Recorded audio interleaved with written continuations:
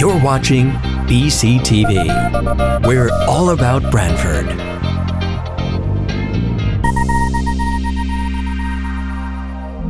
You're watching BCTV, Branford Government Television, a service of Branford Community Television. This program is brought to you in part through the support of the town of Branford.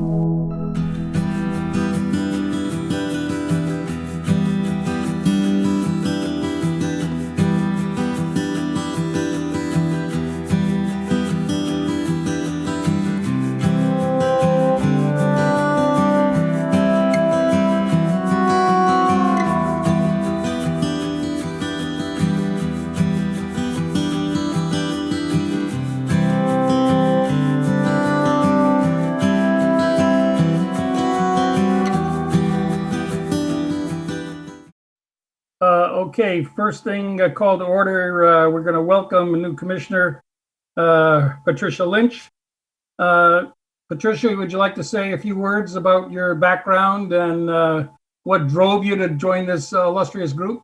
Well, I've decided to try to spend some time helping the community that I really love. I'm a title searcher and a paralegal. Been in business for myself for probably about 38 years. And I'm sort of semi-retired and had the time to try and help the community that I live in.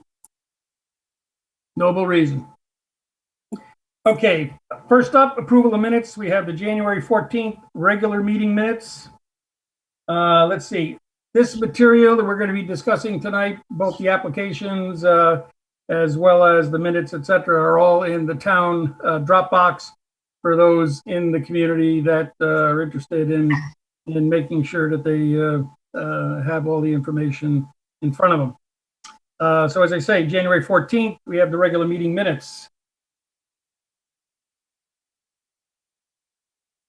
Jamie Frederick, in the Wetland agent, just to remind the commission, at the February meeting, there was a request for some additional review to check certain sections. Abby and myself went back and looked at that, and we made some suggested modifications, which are on track changes in a document that was sent out to all the commissioners. So if the commission wants to vote on those or any further modifications, that's, I think, what the commission's looking at for that. Commissioner Grenold, I'll make a motion that we approve the January 14th meeting minutes as modified and with some changes in red, which were pretty clear to read. Commissioner Sullivan, I second. Before we vote on this, I guess just a question, Jamie, when you went back with Abby and looked at this, what drove the differences? Was it a recording issue? Was it an interpretation issue? What generated the revised? Jamie Frederick, in the Wetland agent, one issue was, I think, based off of kind of a sudden transition from one application to the next and rewording that so that it was a bit clearer what happened.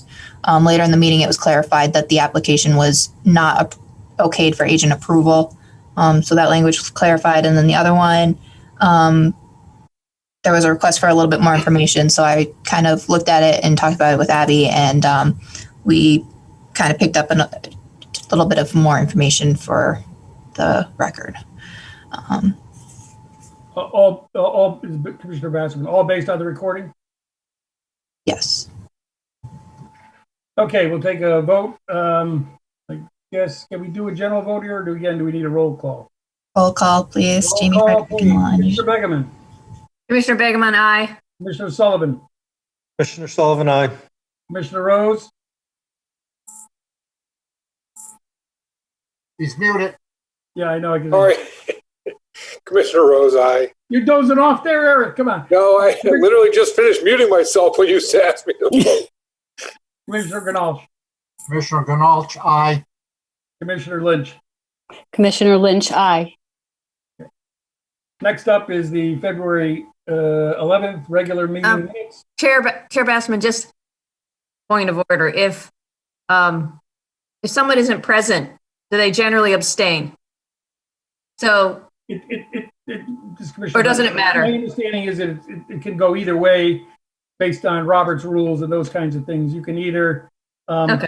have read the minutes and decide that it's appropriate, or if you feel that may be a bridge too far, you can always abstain. Okay. Thank you. Next up is the February 11th regular meeting minutes.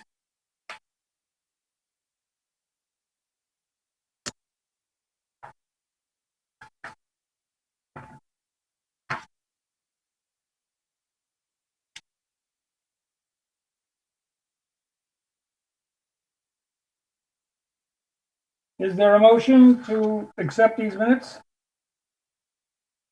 This is Commissioner Rose. I make a motion to approve the meeting minutes for the February 11th, 2020 meeting as presented. And it would be great to get a second. Commissioner Begemon, second. Any further discussion? Yes, Commissioner Grenolch. On page 5, it was noted that since my dog shut off my TV at 8:55, I left the meeting. I came back at 9:25. During that time, they have me seconding a motion when I wasn't present. That would have been on IW 21.010517 Whitewood Drive. Maybe you could correct that. And then Wetland Associate Abby York, I can definitely fix that. Thank you for catching that. Jamie Frederick and the Wetland Agent. With that note, on that note, would Commissioner Rose like to withdraw his motion and the commission table this to the next meeting so we can review and correct that? Sounds important since that was a seconding motion that couldn't have happened. So yes, I withdraw the motion to approve the agenda of the meeting minutes. Okay, the February 11th, 2021 regular meeting minutes are tabled until our April meeting. All right, we have, let's see, four applications for receipt. First up, Inland Wetland 210204, 5 Meadowwood Road, an above ground pool, hopefully a possible agent and approval. Jamie, you want to take that? Jamie Frederick and the Wetland Agent. This application is listed on the agenda because I have not completed my review yet. However, I've drafted up a permit. Generally, above ground pools are reviewed administratively. If the commission would like, I can pull up the site plan and we can go over it. Or if you're comfortable with me doing it administratively based on past practice, we can continue on to the next item. This is Commissioner Basserman. I guess two things. Grading on this particular application is minimal, or? Grading, Jamie Frederick and the Wetland Agent, grading is minimal. Basically the footprint of the pool and plus or minus 2 feet. Well, plus, I guess, not minus. And Commissioner Basserman, again, distance to the wetland? Jamie Frederick and the Wetland Agent, this is a little bit closer than most pools. It's about 35 feet, if I remember correctly. There's a septic system in the backyard, and they're looking to put it as close to the septic system as they can to keep it as far away from the pond on the property as possible. And I've already discussed with them our standard condition that any pool drainage must be at least 50 feet away from a wetland. So that will mean they'll have to if they're going to drain the pool on site, that they should discharge the water further away from the wetland than the pool is located. Commissioner Basserman, do we know what kind of filter it uses? Jamie Frederick and the Wetland Agent, I did ask, and they said they're using a cartridge system. That's it for me, unless anybody else, any other commissioner has a comment. Seems to be an appropriate agent approval, I guess, at this point. Commissioner Grenolch, I agree. Okay. Does this need a vote? Jamie Frederick and the Wetland Agent, general consensus is okay. Great. Item B, BRIW 210201, 747, 749 East Main Street, building addition and improvements to Dan Cosgrove Animal Shelter. Again, it's a possible agent approval. Do we have somebody here for the shelter on this application? Jamie Frederick in the wetland agent. I believe that the project engineer is present. And I believe that I saw the town engineer is also present. Is that John? Would you like to say a few words on this application? John Heffley, town engineer. This project was proposed by the folks at the Dan Cosgrove Animal Shelter. Looking for a renovation of the existing building and about a 3,000 square foot addition to the building. Based on their operational needs, if anyone's ever been down to the shelter, they've probably seen that they've got operating under pretty cramped quarters. Or they're looking for a little bit, obviously, more space for the building, comfort for the animals that they do shelter there. Basically what we're looking at is that addition, a little bit further grading. Everything's out of the 100-foot review area, but grading, new utilities, new HVAC generator, things like that. Adding some water quality, recognizing that this is part of one large parcel that includes the transfer station. Obviously, the transfer station is in need of some quality control, which is proving quite difficult. But some of the things we are looking at is adding a hydrodynamic separator to one of the parts of the system that does take stormwater from the transfer station. So kind of increasing things there. And then on the east side, I don't know if you've been presented with the plans or not, but on the east side, we are looking at some water quality through an existing swale, running the roof drainage. And that does also pick up part of the Army facility that's just east of there. They discharge kind of the northeast corner of the animal shelter. So try to increase some water quality there before it ends up in the water course. But that's kind of the high level summary of the project. If you guys have any questions, and again, Jim Preddy, the site engineer, is on the call as well, so he may be able to answer some more of the technical design issues. Jim Preddy, Chris Cole Engineering. I can, if you'd like, we can briefly go over the plans, or whatever your pleasure is, I guess. This is Commissioner Basserman. Jamie, have you been out to the site? Jamie Frederick, in the wetland agent. I did go out to the site, I think it was last Monday, with the town engineer to, in particular, look at the central drainage swale, which they're looking to pipe. It wasn't immediately clear in the record. There, we have a soils report for the property, and in the soils report identified some water course areas.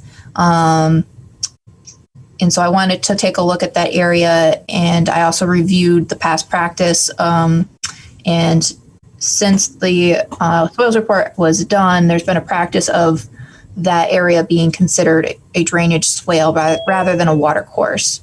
And I did take some pictures, and if you would like, I can share those on the screen so that the commissioners can see what the area to be piped looks like. Currently, it's full of trash and debris, so it's certainly not providing a water quality function in its current state. Commissioner Basserman, if I'm familiar with the site, it's relatively flat, so I assume there's not a lot of earth moving for this project. Jamie Frederick, in the wetland agent, that's generally correct. I think the most earth movement would be, I think they're moving over a retaining wall slightly to allow for the outdoor area for the animals to utilize, and then the swale area is being piped, but pretty minor, and I'll let the engineer speak more to that if there's more questions.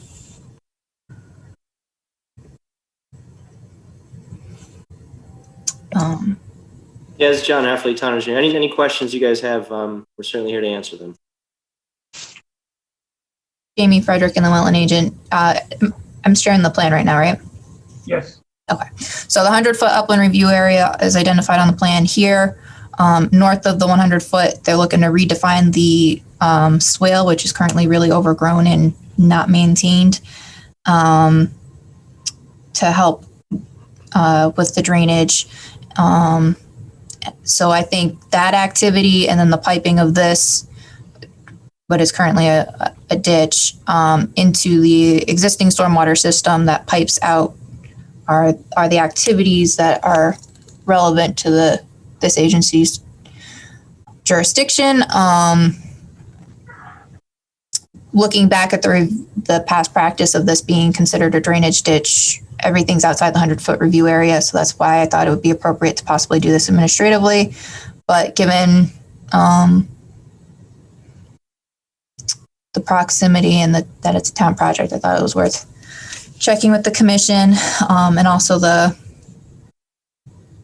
fact that they're piping the drainage ditch area. Commissioner Basserman, are there plantings involved in this or not? Jamie Frederick and the wetland agent, I don't believe so in the information that we have. Correct me if I'm wrong, Jim. Jim Preddy, Criscola Engineering. We do have a landscape plan that's being prepared for our zoning application. Primarily at the front of the building, and there's a few trees going in the dog area that's being expanded by the retaining wall, and then some other just north of the parking lot, between the parking lot and the property line, there's some other plantings going in kind of as a buffer to that industrial site just adjacent.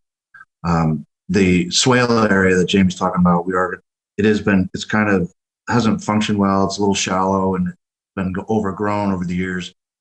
So we're going to kind of better define it and also add a stone section in the bottom of it to try to get some of the water into the ground. I guess it gets kind of, with the tree line from the neighboring property, it gets wasn't getting a lot of sun, so it was staying wet, damp over there all the time.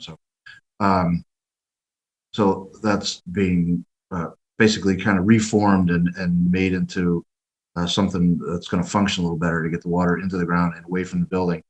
The other thing is that ditch that Jamie was talking about, we're putting the pipe. It's a stone lined channel that was built by somebody some years ago, and it does seem to collect trash that gets blown in there. So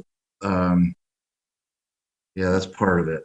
So this going away, I think, is a good thing. Also, the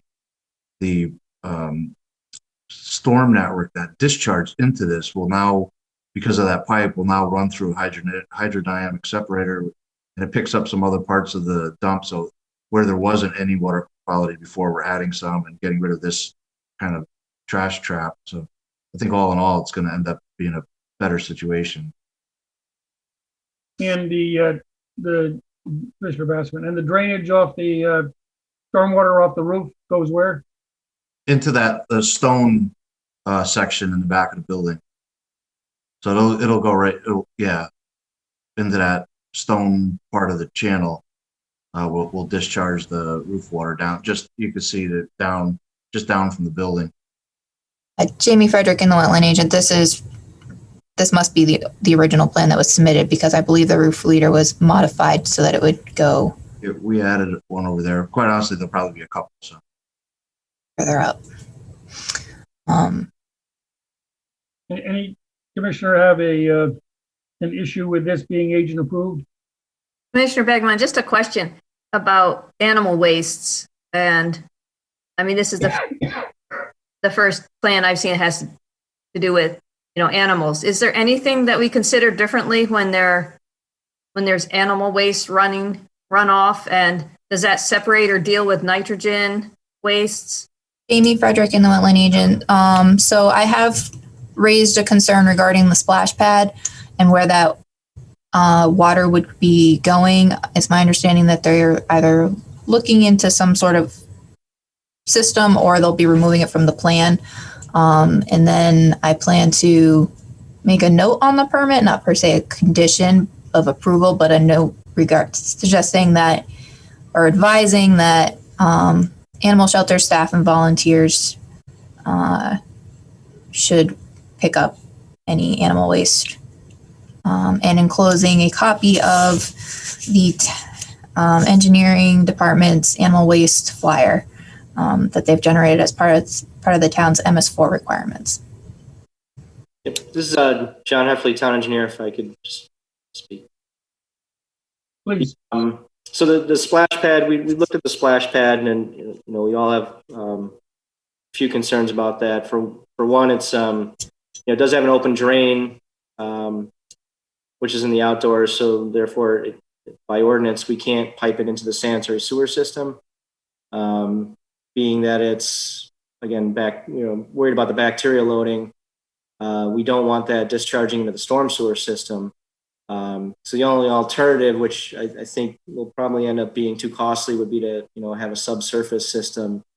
And I've been in contact with the East Shore District Health Department, and they're kind of concurred with that thought. So if the splash pad goes on in the project, that would definitely be a subsurface system, typically a septic system, if you would.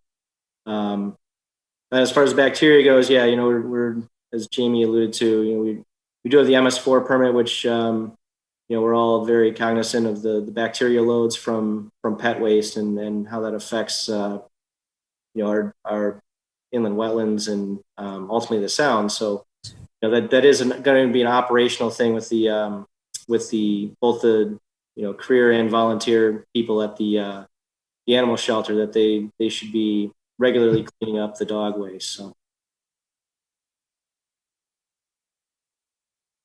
Any other comments from the commission? Any objection to agent approval? Sounds like we have general consensus, Jimmy. All right. Thank you. Thank you.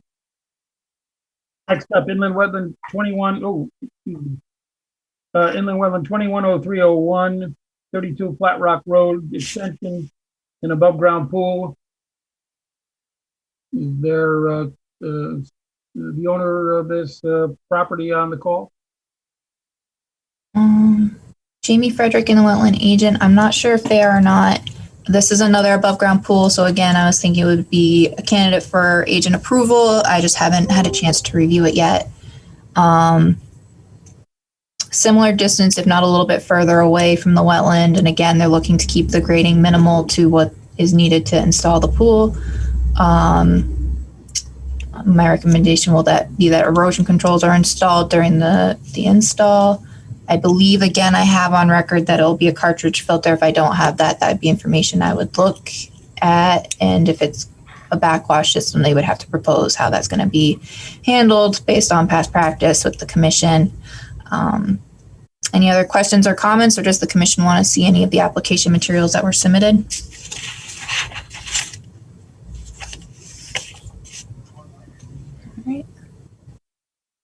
Sounds like everybody's getting a jump on pools this year, given last year's experience. Amy Frederick and the wetland agent. Yes, I've never seen so many pools this time of year. Okay, is there general consensus that this be agent approval? Hearing the thumbs up. Last of the application for receipt, inland wetland 210302, 37 Bourbon Drive, construction of a new single-family home. Jamie Frederick and the wetland agent. I believe the applicant team was going to try and have somebody present this evening. I also wanted to mention that I did receive an email after 5 o'clock in regards to this application. So it seems like there might be some public interest. Is there anyone present from the applicant team?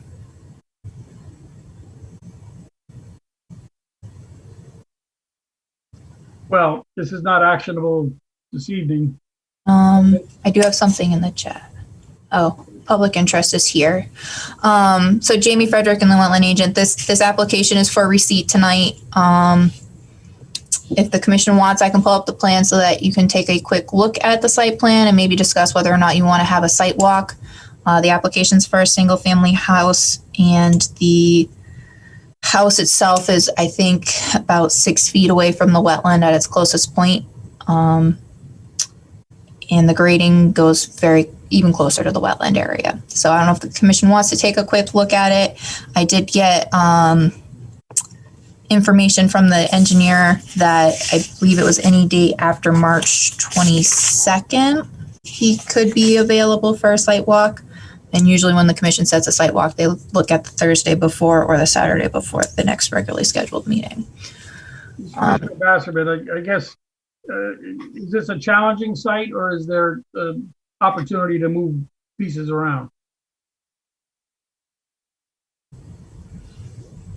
Jamie Frederick and the wetland agent. The wetland location is in the middle of the site. So I'll pull up the site plan real quick, and the commission can decide whether they want to discuss further or just table to the April meeting when somebody from the application team is present. And I'd recommend that if there's anyone here with public interest, that they contact the office to maybe get more information and find out more about what the process is.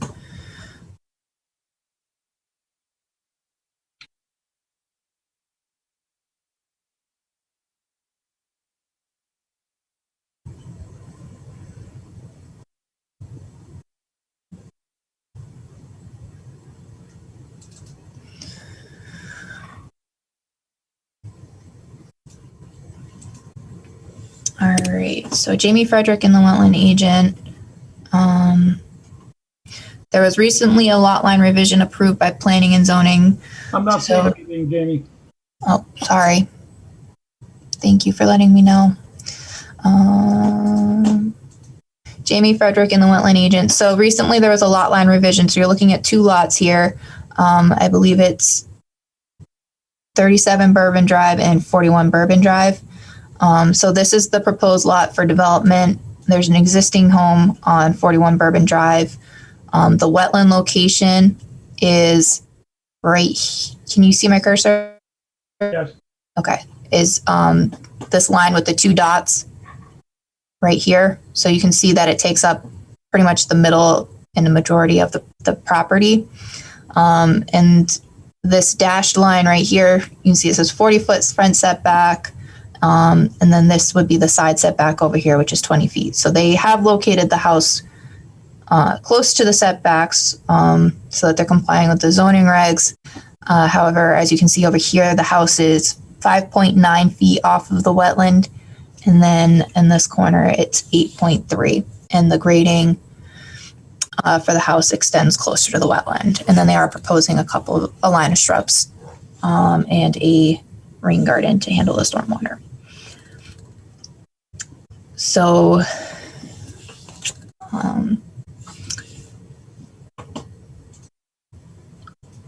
what does the commission feel about taking a walk on this site? Seems like a good candidate for it. Yeah. Jamie Frederick and the wetland agent. I'll also pull up a GIS map so that you can see the aerial and some. So this is the subject site, 37 Bourbon Drive. I believe there's a guardrail that extends a majority of the frontage of the property. If the commission does want to do a site walk, I'd probably recommend parking over at 6888 Bourbon Drive, which is the old, I think, Hill School, Branford Hill School. Mm-hmm.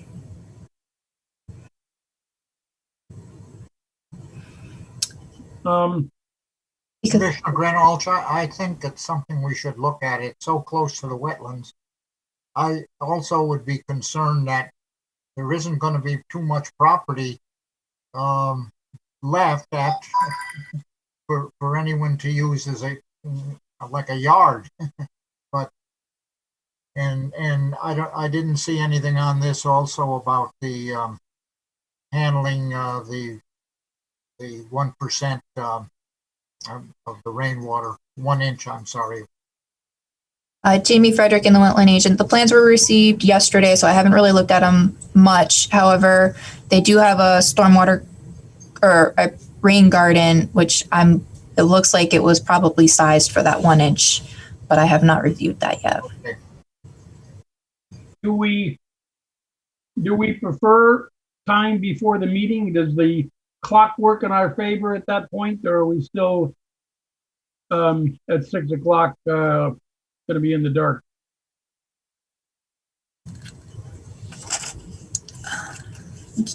Jamie Frederick and the Wetland Agent, do you mean the day of the meeting or the week before? Well, I was thinking the day of, but only because I think, you know, a week of time might be helpful.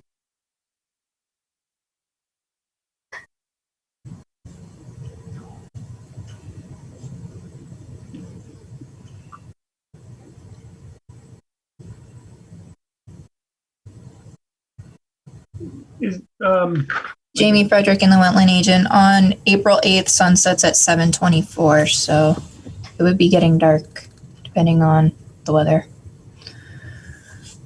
But Commissioner Bassman, 6 o'clock would work, no? Jamie Frederick, Wetland Agent, if that works for everyone with their work schedule to do a site visit and then go back home and join the Zoom meeting.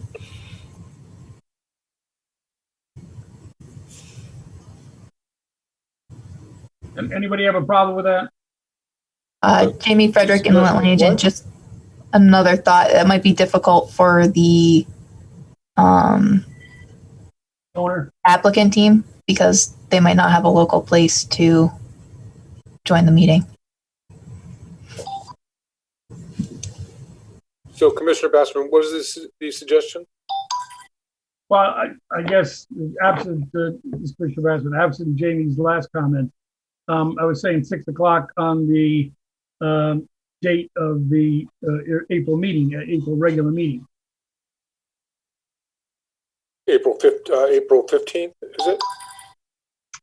Jamie Frederick and the Wetland Agent, the April meeting is April 8th. Oh, thank you.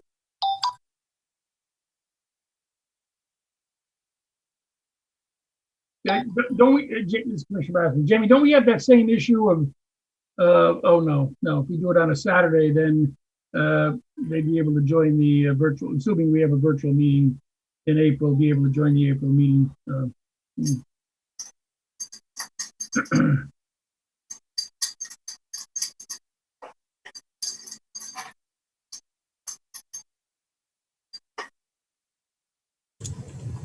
Is that the only date that worked?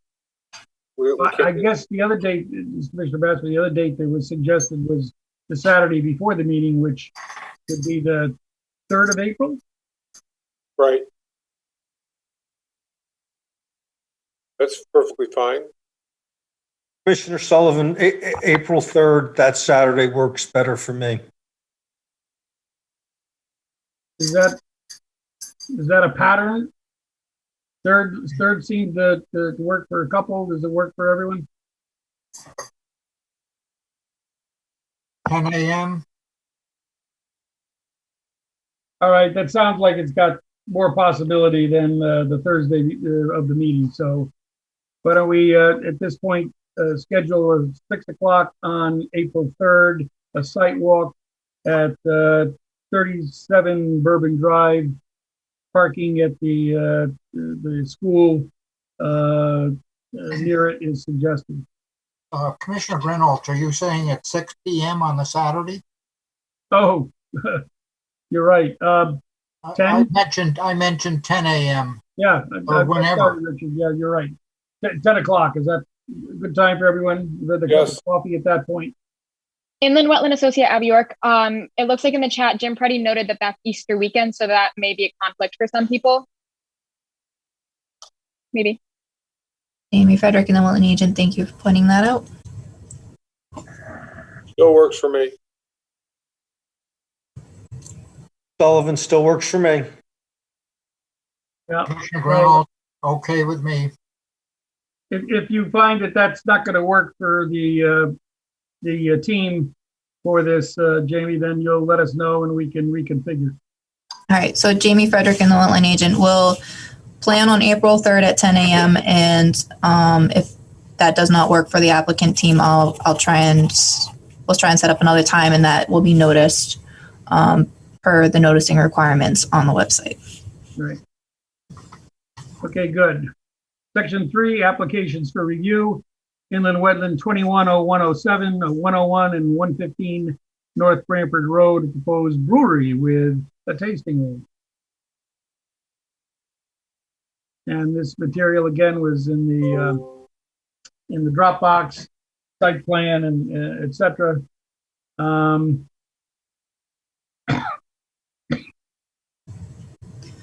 Somebody for the applicant want to give us an update on this? Yes, good evening again, Commission. Jim Preddy, Criscolo Engineering. This was kept open from the last meeting to give the town engineer time to comment or to review the additional information that we had submitted. I believe all the other commission comments have been addressed. Jamie, correct me if I'm wrong, I believe the town engineer is satisfied as well. Jamie Frederick, and the wetland agent. I talked with John briefly, and he did not have any additional comments regarding the stormwater. I did do an updated staff report, which was sent out to the commission yesterday. And the only thing that's kind of still a little bit, one of the conditions of approval that I have is regarding the barberry. The landscape architect has presented information that it is a non-invasive cultivar. It's up to the commission whether or not they want to further pursue requesting a replacement for that. I do have a condition of approval drafted up. It doesn't mean that it necessarily has to be applied. I couldn't find very clear long-term evidence that it's not invasive, but I do know that there are some cultivars that are not considered invasive, at least particularly at this time. So if the commission would like, I can pull up either the site plans or the staff report for review. There was a site walk conducted for this property a while back as well. This Commissioner Bassman, how many cultivars of this species that's in contention are there? Jamie Frederick and the wetland agent, there are a lot. So on the SIPWIG invasive plants list, it states the species is listed. However, it does identify that there are cultivars that are not necessarily considered invasive.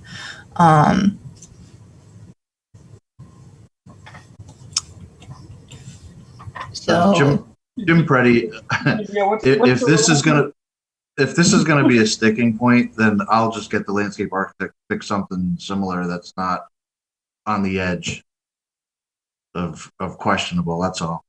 But we'll replace it with something else. You could leave that condition in, Jamie. We'll replace it with something else. I think that's admirable, Jim. You want to just put up the suggested wording on the screen so we can quickly go through that, Jamie, and then maybe move this thing along? Jamie Frederick and the wetland agent. I am pulling it up now.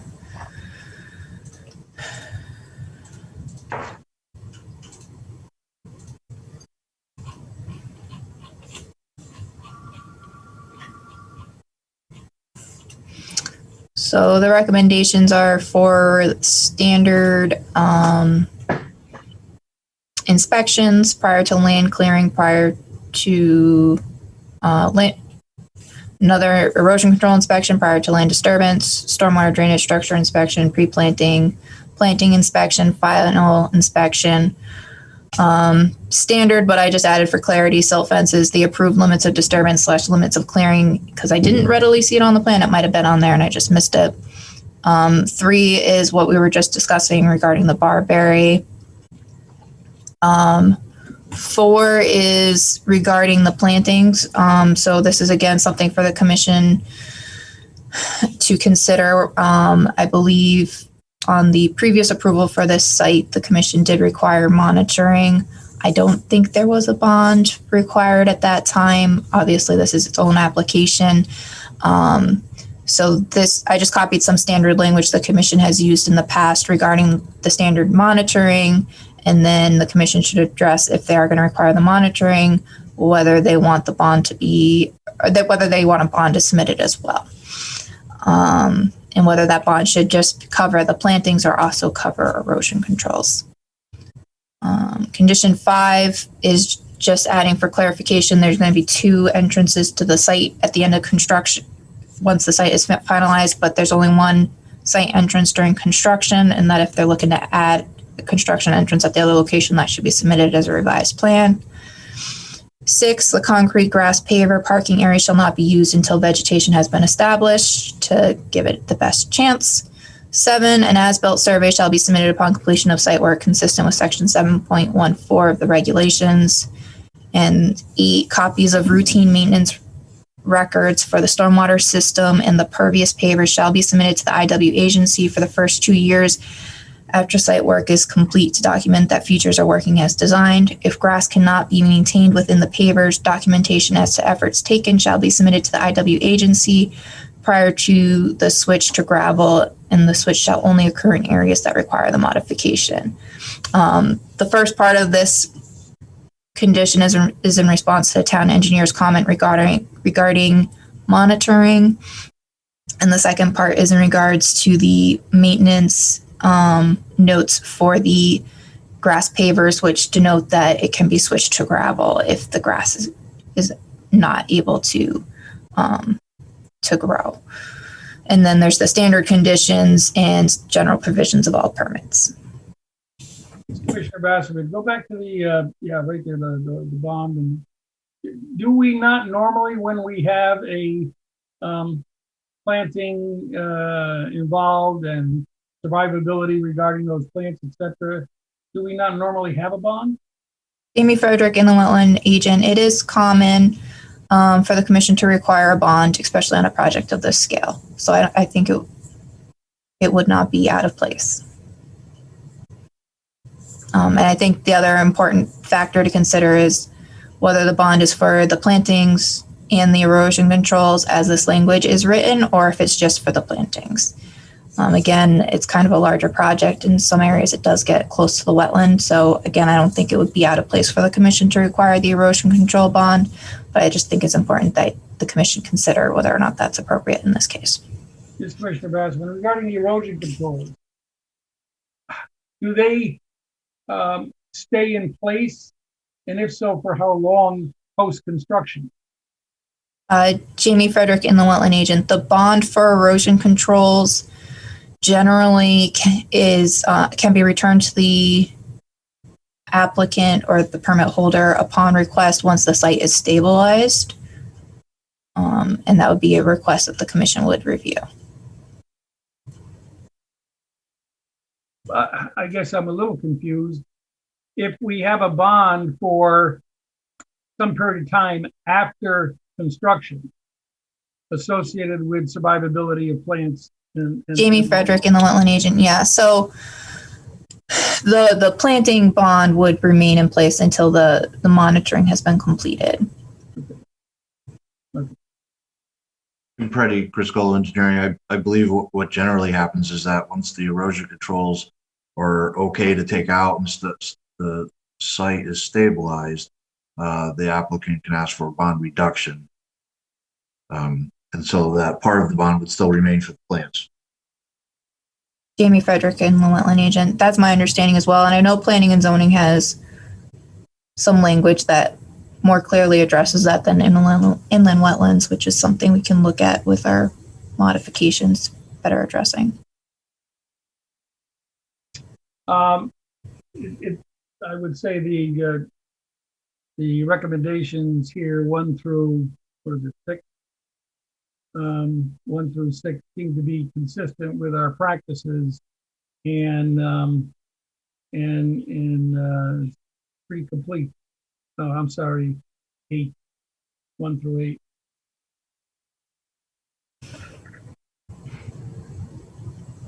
Any further discussion on this application from the commission? Somebody want to make a motion regarding this application?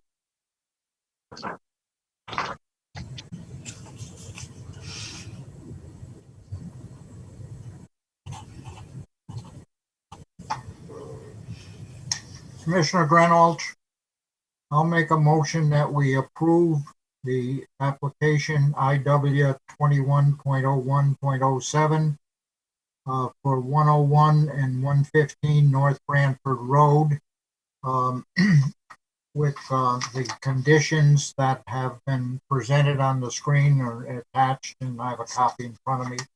And I would also include in the motion that we have a bond for the landscaping and erosion control.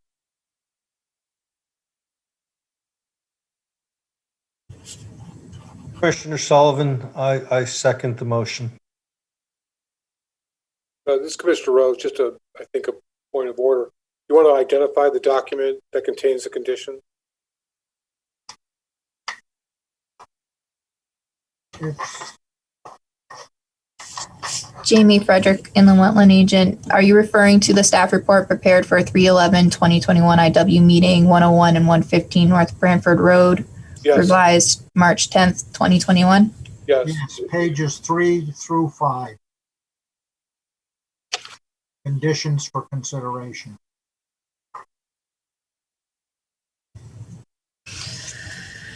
That clarification, any further discussion? And on this one, we will take a roll call vote. Commissioner Begeman, Commissioner Begeman, aye. Commissioner Sullivan, Sullivan, aye. Commissioner Grenold, Commissioner Grenold, aye. Commissioner Rose, Aye. Commissioner Lynch, Commissioner Lynch, aye. Commissioner Basserman, aye.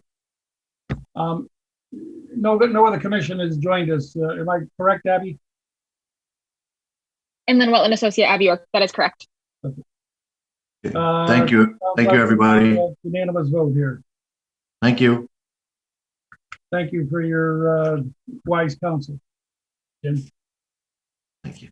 All right, next up is Inland Wetland 210202, 132 North Ivy Street, also known as 132 Ivy Street. Commissioner Grenold, I want to recuse myself from this because part of my work for Munger Construction is involved with the construction of this facility, so I think it would be appropriate for me to recuse myself for that reason. Thank you for identifying that, Commissioner Grenold. I think we still have quorum here, so we can continue to proceed. This is regarding the demolition of existing building and site improvements, construction of a 8,671 square foot vehicle delivery building and associated parking areas, lighting, fencing, and landscape improvement. Mr. Preddy, are you involved in this one as well? Mm-hmm. No, not. Oh my goodness. Mr. Rott? Yes, Mr. Chairman. Good evening. For the record, I'm Mike Ott. I'm Jim's still laughing. Mike, you want me to take over for it? Actually, Jim, yes, please. I'm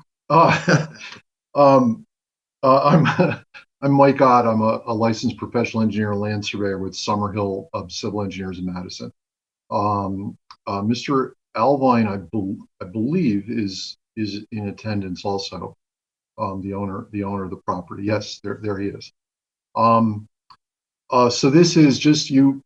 We had presented this at your last month's meeting. Just very briefly, can I share my screen?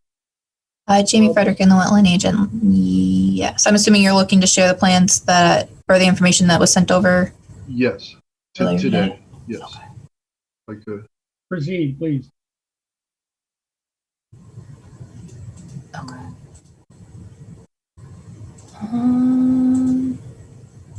Working on it. Thank you.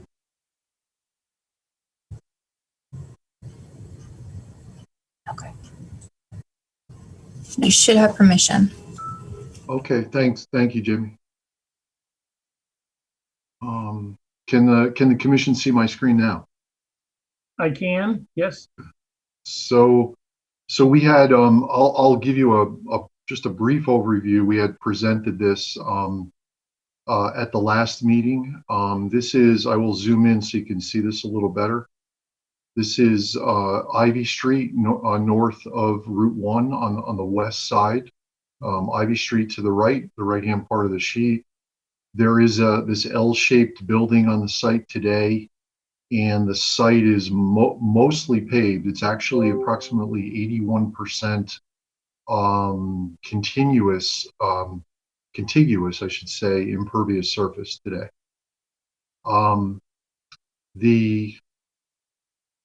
Let me just switch to the actual plan sheet, the site plan sheet. So the proposal is to construct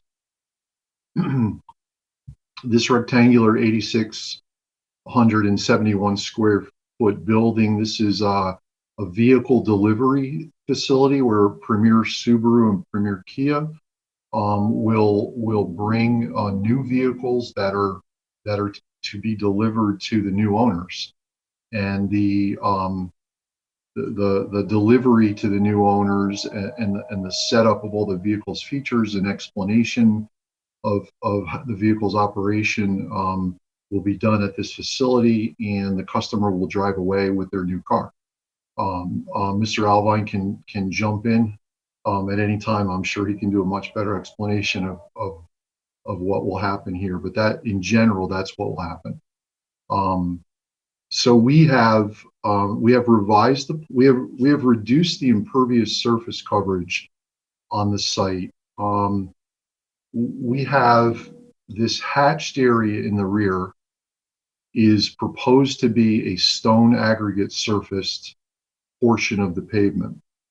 And if the Planning and Zoning Commission considers that impervious, we will have reduced the impervious surface coverage from 81% to 70%. That of course will take care of groundwater recharge volume by virtue of having reduced the impervious surface. If the Zoning Commission does not consider it a pervious surface, we will still have decreased the impervious surface by 3 or 4%. With regard to stormwater quality, we have revised our computations and our plans to capture and treat 1 inch of runoff from all the impervious surfaces on the site, including the building roof water. If you recall, we've done that with a stone-filled trench along the perimeter of the parking area to capture the stormwater runoff that would run down this driveway out to Ivy Street. We're showing a trench drain across the driveway and a small chamber storage system beneath the ground. And to capture the roof, we've had to add a significant length of storm chambers along the back of the parking lot. The outcome of all of this is that we've been able to capture and treat the first inch from all impervious surfaces. If I can, I'm going to attempt to switch to a different sheet here. That might make it a little bit easier for you all to see what we've done regarding stormwater runoff. So I will share my screen again.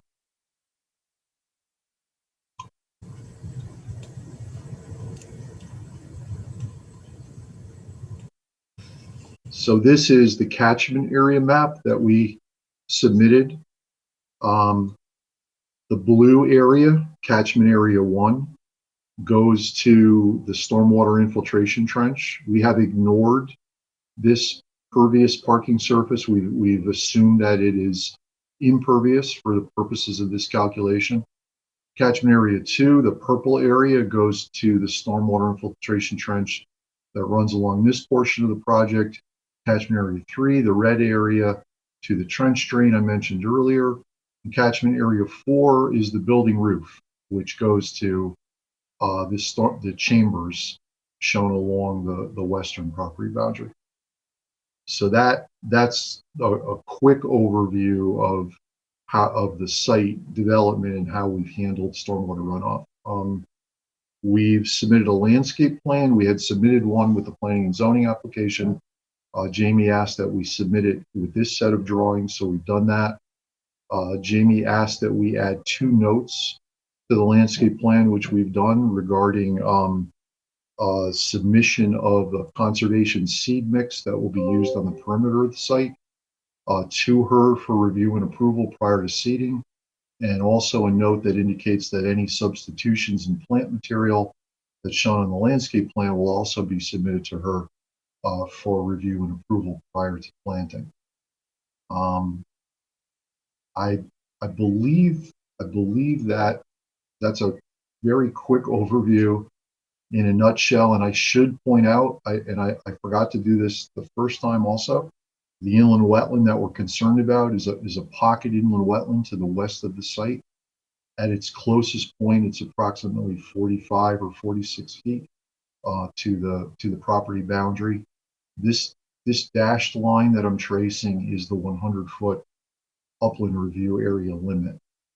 So this parking area construction, storm drainage system construction, site lighting, timber post and rail fencing, and a trash receptacle area would all be within the 100-foot upland review area.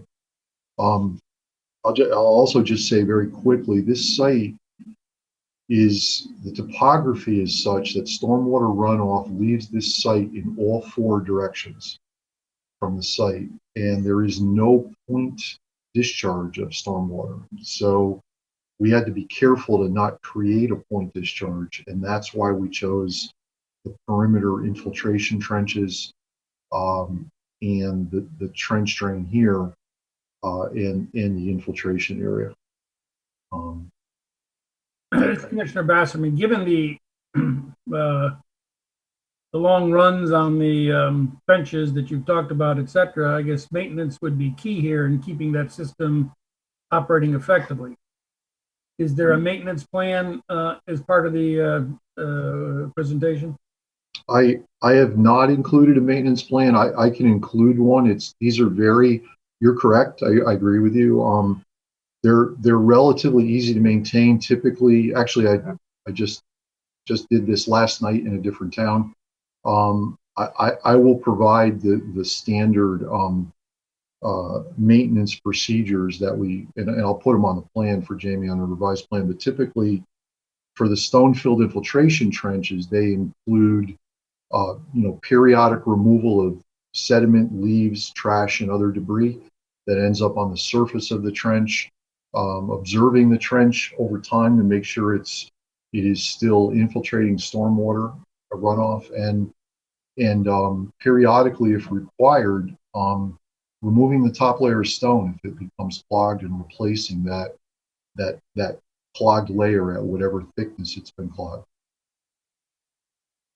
So I'd be glad to add that to the plans.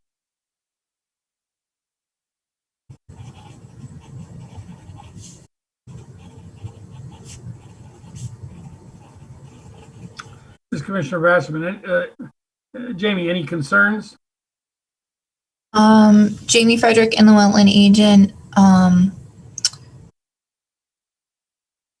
I just had one question regarding this, aside from the maintenance, regarding the stormwater management modifications that were received today. Is there an overflow? Where's the overflow for the roof drainage? Is that at the base of the building and would sheet flow, or is there like a yard drain overflow for the infiltrators along the rear property line? No, there isn't, because again, I do not want to create a point discharge. I think practically we'd cause problems with neighbors, to be honest.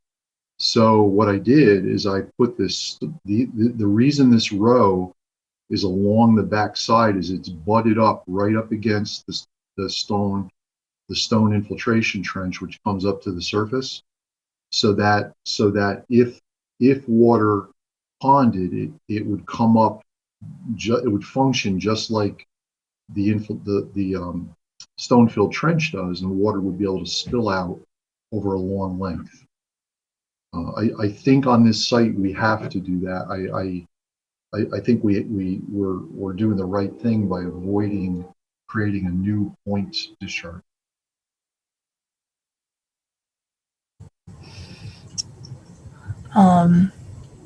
Jamie Frederick and the wetland agent, just for the commission's knowledge, I want to point out the wetland is located off-site. The applicant was able to have a new wetland investigation completed.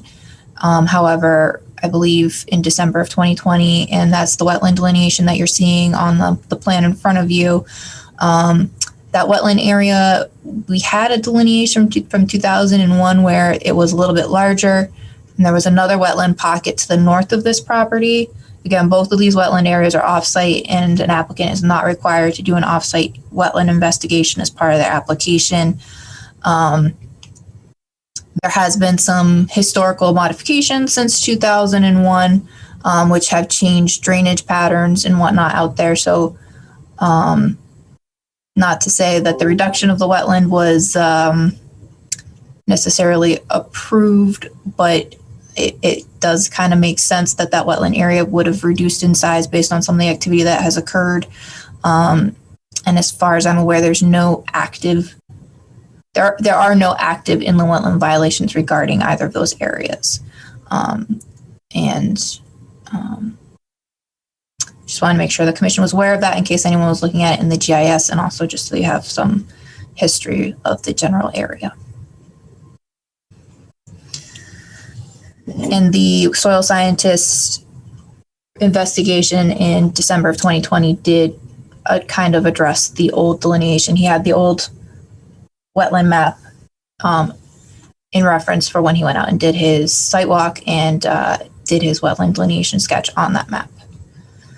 So he did check all of those areas.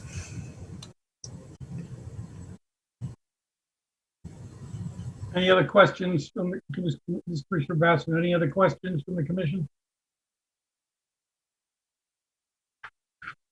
This is also a an application where staff has prepared a kind of a brief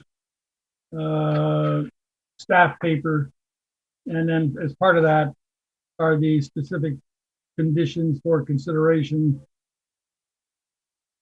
Jamie Frederick in the wetland agent. I will pull that up. As I'm looking for it, I'll just mention that since I've drafted the staff report, I believe it's condition number 2 regarding the landscaping items has been addressed. However, I would now recommend, based off of the discussion at tonight's meeting, that the commission also consider adding a condition regarding the fact that the standard maintenance as discussed at the meeting be added to the site plan and possibly reviewed and approved by town staff.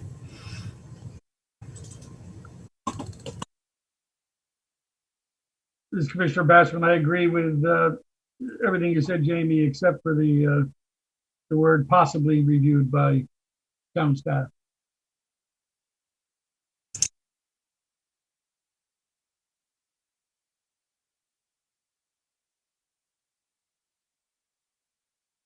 Jamie Frederick in the wetland agent. So again, initial erosion control inspection, pre-planting meeting, planting inspection. On this site, the plantings are primarily landscape plantings that are more zoning requirement based. There is one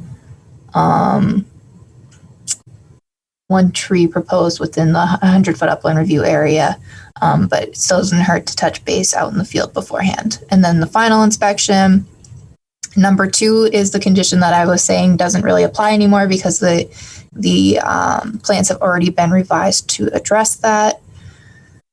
Number 3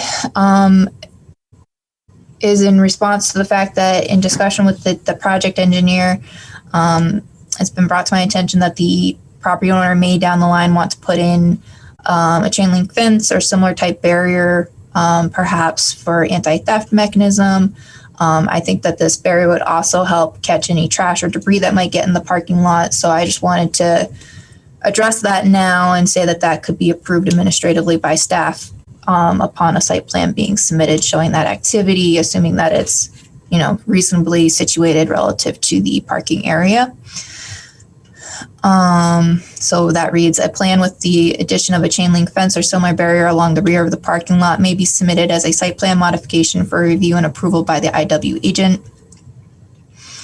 And then 4 is an as-built survey shall be submitted upon completion of site work consistent with section 7.14 of the regulations. And then again, recommending that the commission also consider a condition that standard maintenance as of the stormwater system as discussed at the meeting shall be added to the plan and approved by the IW agent. Commissioner Bassman, item 4. Why is that not a standard condition? Jamie Frederick and the wetland agent. It could be, although for smaller projects like an above ground pool, we typically don't require that. Okay, thank you. Good answer.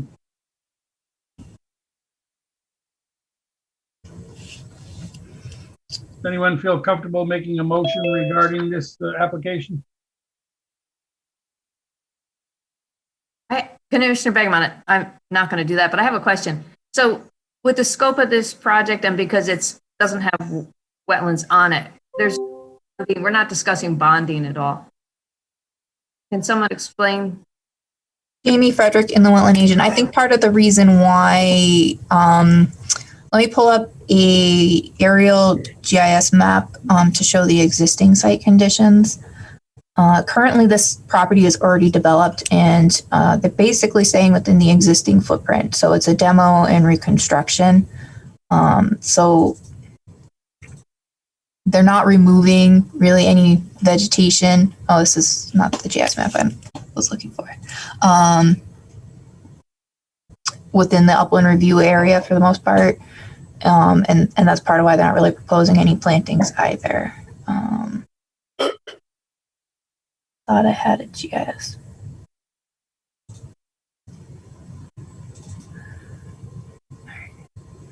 So Jamie Frederick and the wetland agent. This is a site currently, and as you can see, it's built out already. This does not have the property lines on it, but I could pull up the site plans if you want. The existing conditions and the proposed conditions, the rear parking lot line is basically in the same location. I think on one side, it's a little bit further away from the wetlands. So that's the difference. If the commission thought it was important, they could require a bond for the erosion controls. It is also, the activity is, I don't remember the distance, but I believe that the project engineer mentioned it earlier this evening, although it looks like he might have got bumped out and is coming back in. But I believe it was almost 40 feet away.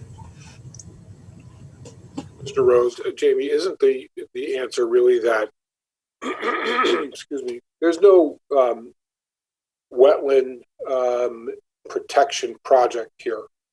There's no long-term planting plans. There's no continuing obligation. It's a simple construction project. And our bond is typically intended to ensure that the things that are required to protect wetlands and that need to be maintained over years afterward, the bond is there to guarantee that happens. We simply don't have any of those characteristics in this project, so we don't ask for a bond. Yeah, Jamie Frederick and the wetland agent. Yeah, so it's long-term items like that, and then also with erosion controls, those might not necessarily be long-term, but the portion of the site where the activity is occurring is flat, so there's not a whole lot of erosion potential. So having the initial erosion control inspection and then doing routine erosion control inspections throughout the project, I don't think that there's a high likelihood of having an issue where we would wish we had a bond in place.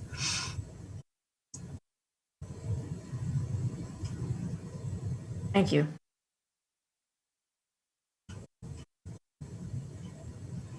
Okay, so I think we've addressed the number of issues. We've got in front of us the draft of possible conditions for consideration on this site. staff has gone over those conditions, which ones apply, and of the list of 4, as well as the addition of the consideration regarding maintenance. This is ripe for a motion.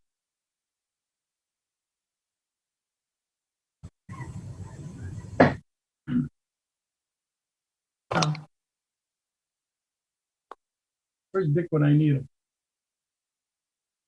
This is Commissioner Rose. I make a motion that we approve application number 21.02.02, 132 Ivy Street, aka 132 North Ivy Street, and that we approve the application as presented to include the staff report conditions in a document prepared by staff dated March 11th, 2021, and revised March 10th, 2021, pages 1 through 3.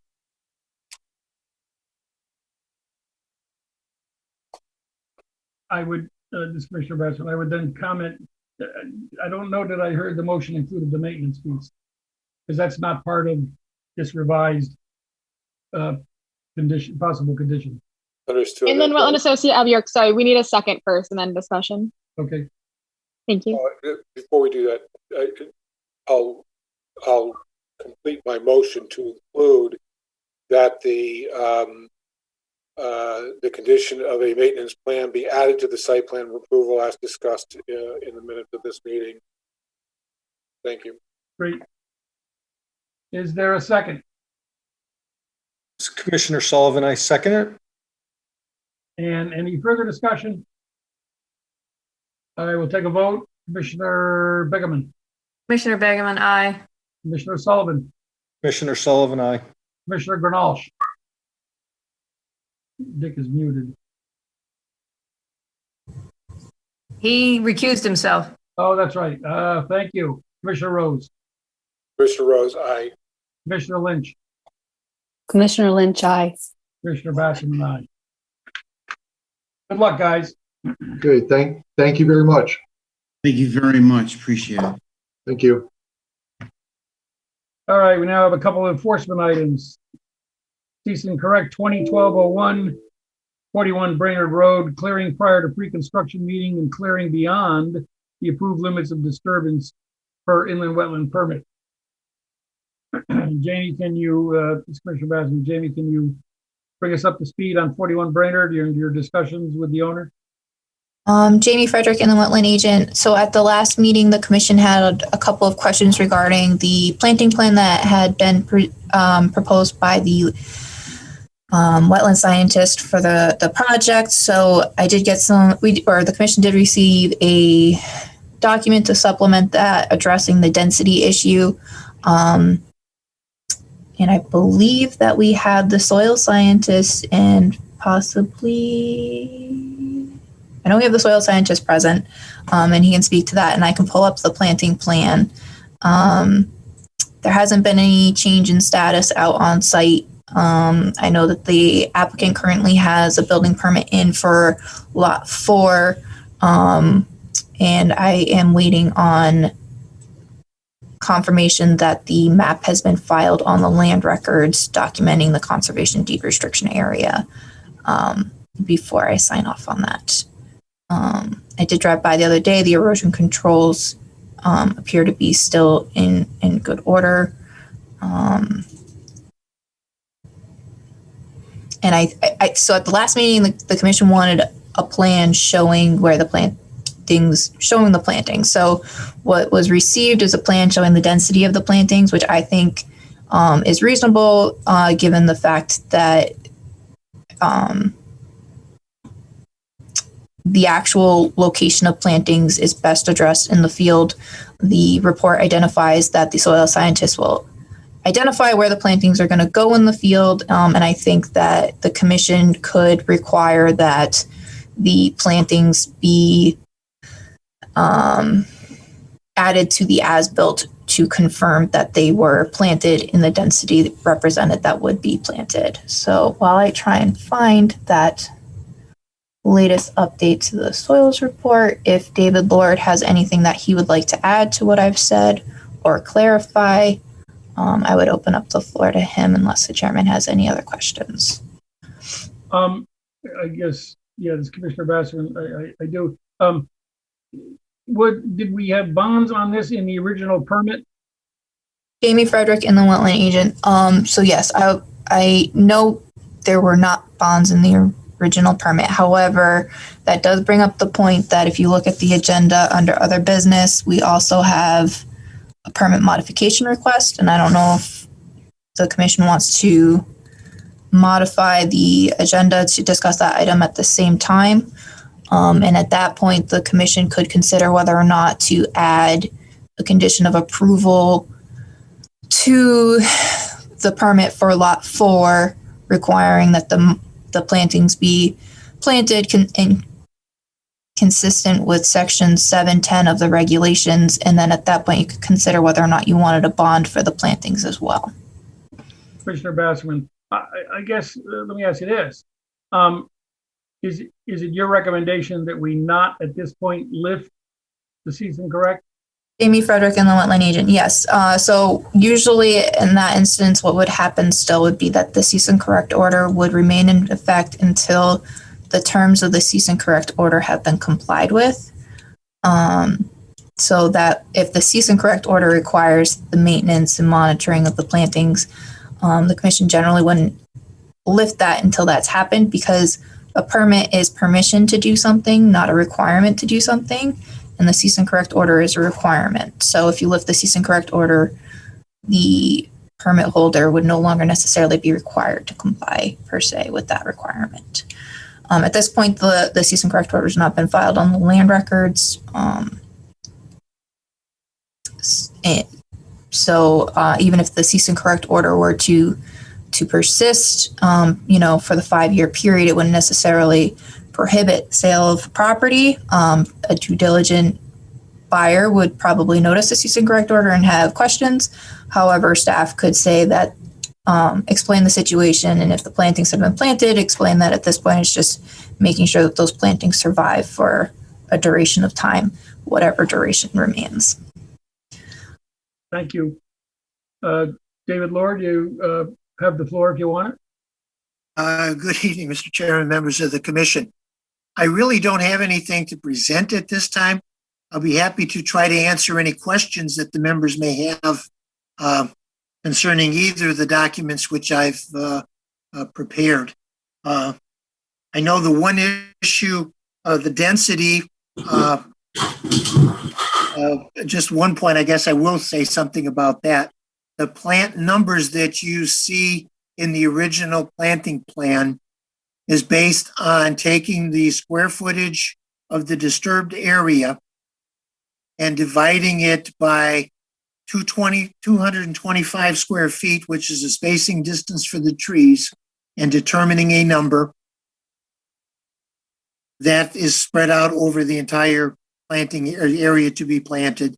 And then the shrubs, which are planted at 10-foot centers, which is 100 square feet, is divided by the amount of square footage to be planted and laid over the top of the tree spacing. Diagram of which is shown in the second document dated March 3rd that I submitted as a supplemental. That's all I want to present. I'll be happy to answer questions that the commission may have about anything about the plantings. This is Commissioner Basserman. Am I looking at David on the screen?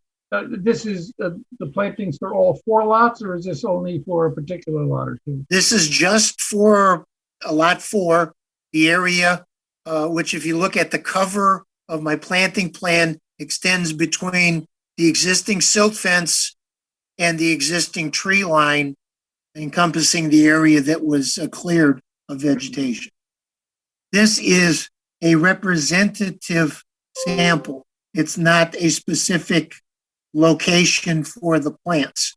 I gave you a sample of what the markout looks like on the last page of the supplemental document. You'll see some of the flags, the red ones especially. If you got to look close for some of the other ones, color is not the greatest in this photograph, but that's how the markouts are done. Then the landscaper, whoever's doing the planting, comes in and uses the color of the flag to know what plant gets put in at that location. Thank you very much. Jamie Frederick in the wetland agent. Just to clarify, the area of concern was all on lot 4, so that's why the plantings are focused on are on lot 4. Well, Commissioner Bassman, Jamie, you said that at the last meeting, the issue was the planting and the layout, and it looks like that has been addressed. Do you have any other outstanding issues regarding the cease and correct? Jamie Frederick in the wetland agent. So at this time, I think the commission needs to confirm whether or not they have the information they want for the planting plan, so that the applicant can move forward with planting when it becomes seasonally appropriate. The erosion controls have been installed, as was also directed in the cease and correct order.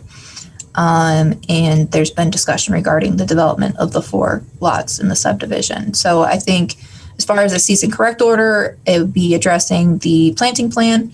And if you want, maybe adding that the planting shall be consistent with the density provided by the soil scientist. And then aside from the cease and correct order, later on in the agenda, like I mentioned, there's also been a request to modify the permit for this project. And that would be where the commission could consider the requirements for the permit for this property regarding bonding and whatnot. Commissioner Grenolch, I make a motion that we approve the plan as submitted so that they can go ahead and do the planning.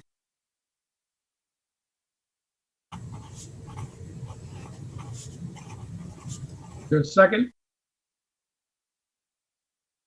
This is Commissioner Rose.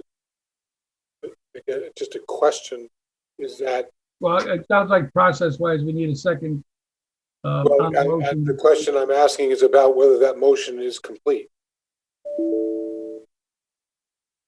Jamie Frederick in the wetland agent. I think it'd be best to have a second, and then there can be discussion, and if there's more to add, the motion can be amended. Okay, sorry. Commissioner Sullivan, I second it.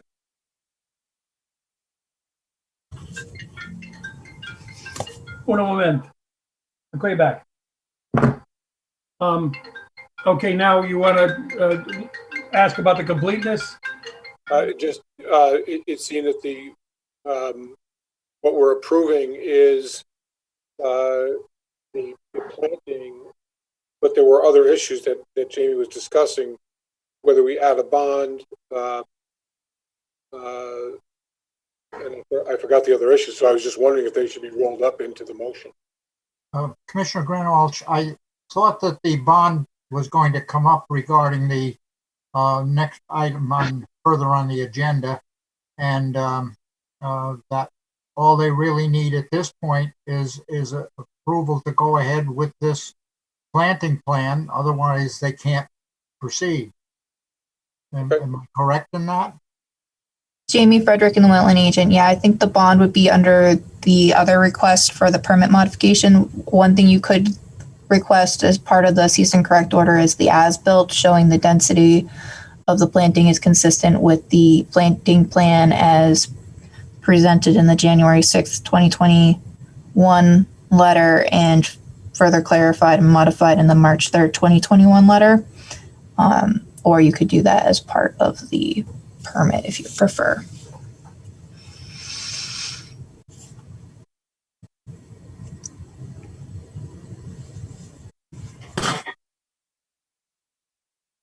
You want to try that motion again, Richard? I'll repeat the motion. I had made a motion that we approve the planting plan that was submitted by David Lord to explain a little bit to the commission as to how this was going to be handled. The purpose of the plan is to allow us to know what they're going to put back in place. And that's basically all we're approving in this motion.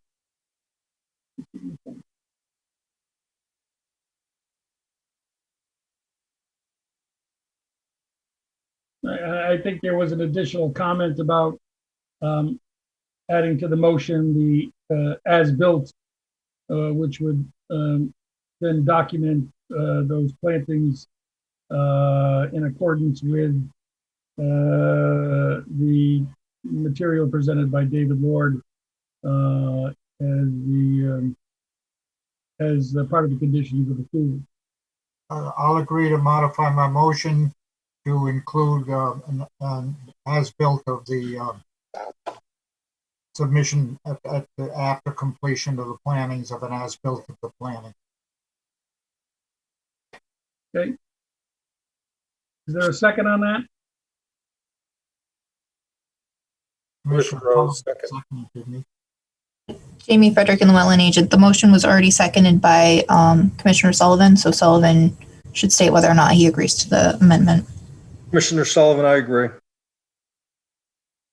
Okay, any further discussion?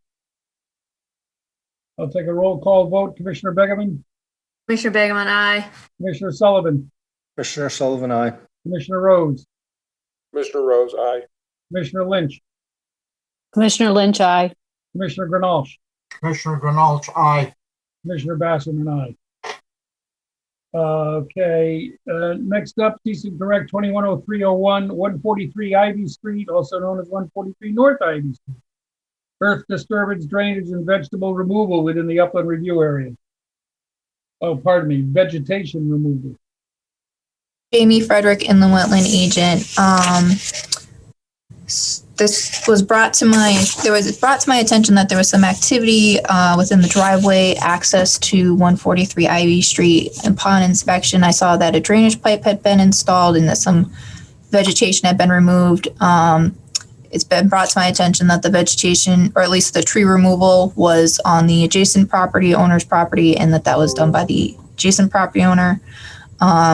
I do have some pictures. I have the cease and correct order, and we have, I believe, the regional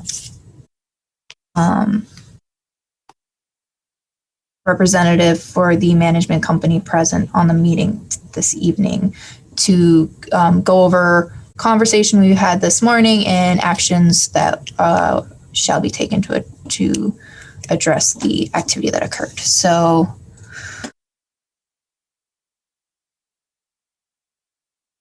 And who might that be? I'm sorry. Hi, I'm Kimberly Lombard. I'm the regional manager for RHP Properties. And surprisingly, this is my first Zoom meeting this year. So can you hear me? We can. Okay, great. I met Jamie out at the site this morning. And what we have is a vernal pond on the north side of the entrance, the community. It's dry most of the year, but maybe 3 or 4 times throughout a 12-month period, it will flood the entrance. And it covers about a 40 to 50 foot stretch of entrance of the road. The residents in the community complain bitterly, particularly when this happens in the winter and it freezes because it becomes very dangerous. So we had a very small drain on the opposite side of the road, on the south side of the road, that just wasn't doing the work. So the intention was to install a pipe directly under the road with a 90-degree down into a trench, a gravel trench. Unfortunately, that was not executed the way we had anticipated.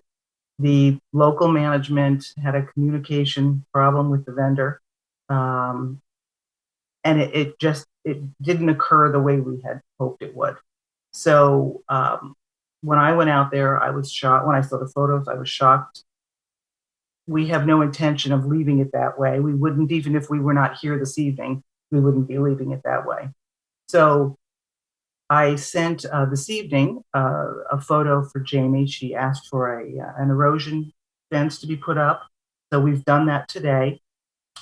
She also asked for an engineer to determine how big the trench should be on the opposite side of the road from the vernal pond. And I have a meeting with Rob Sinikson from Waldo and Associates on Tuesday. We should have Jamie the information she's looking for by next Friday. So this was an unfortunate accident. It certainly wasn't what we had anticipated, and we're prepared to correct it immediately. Thank you for the comments, this is Commissioner Bassman. Jamie, do you have either a picture or something you can put on the screen just to orient ourselves to this condition? Sure. Jamie Frederick in the Wetland Agent. So where the crushed stone is where the pipe was installed. To the left of this image is where the wetland is located. The drainage is away from the wetland. As described, its intent was to carry away overflow from the wetland area. Oops, sorry. So this is, again, looking towards the wetland area.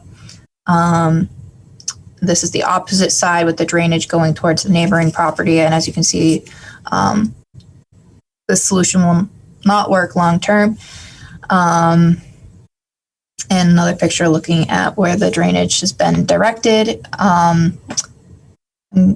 There has been a silt fence installed. I've not seen it. However, I have the picture that was sent over, and then also I believe Abby saw it on her way out of town this evening. It does look like from the picture that it was installed properly. However, like I said, I have not gone out and inspected it. Can you see the picture of the silt fence, or do I need to change what I'm screen sharing? Yeah, I think you got to change it. Okay, it's a different app, so I wasn't sure. All right. So this is looking from the property out towards Ivy Street, and you can see that they've installed a silt fence below the outlet of the drainage pipe. And I will jump back to my PDF application. I'll jump over to a GIS map. So this is the approximate location of the wetland area. The pipe goes under the driveway, and this is the approximate area of where the washout was starting to occur, and the silt fence has been erected. And just Commissioner Bassman, and the vernal pool is? Approximately in this area, we do not have a wetland delineation on the property.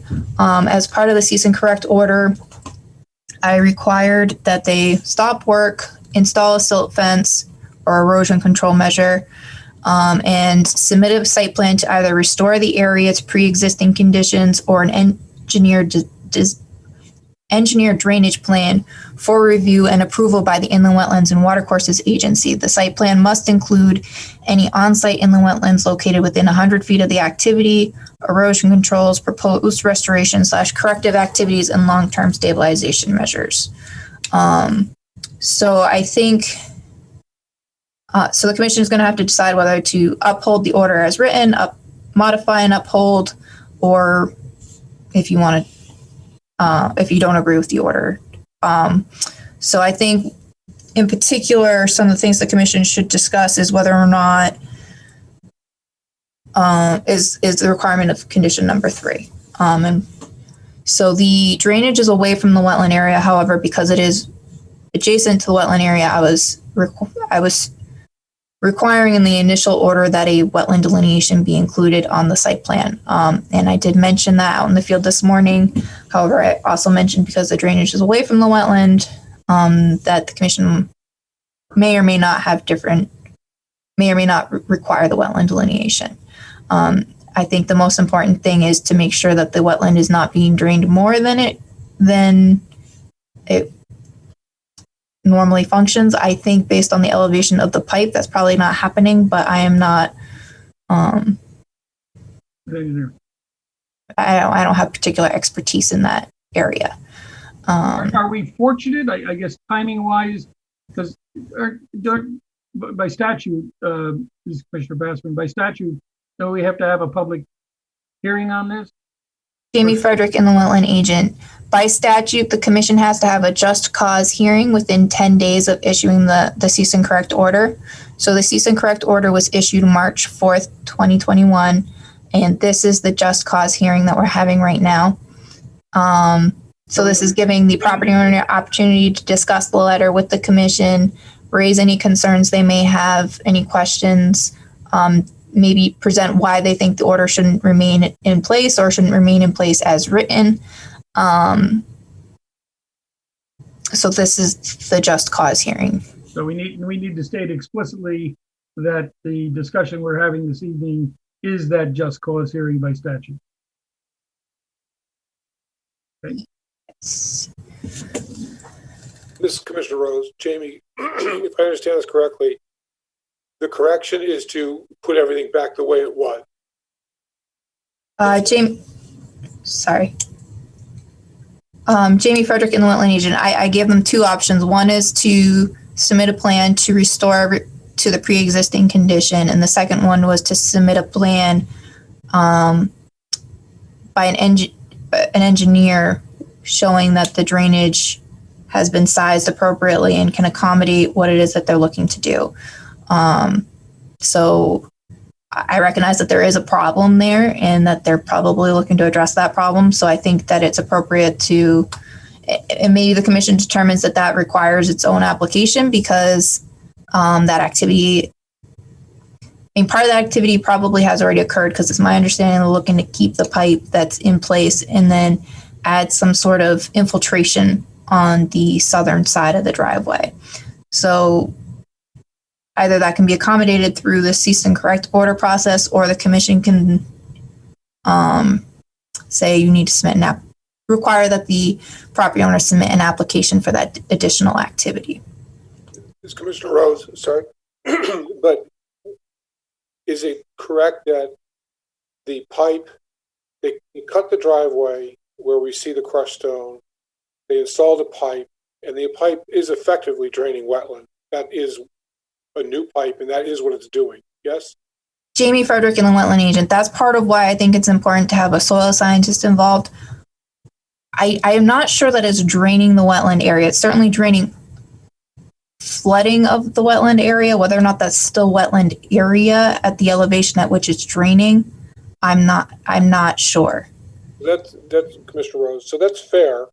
But it seems to me that I think your first instinct to put things back the way they were is the only thing we can do, because we don't have an application before us and we don't have something we permitted to require them to fix.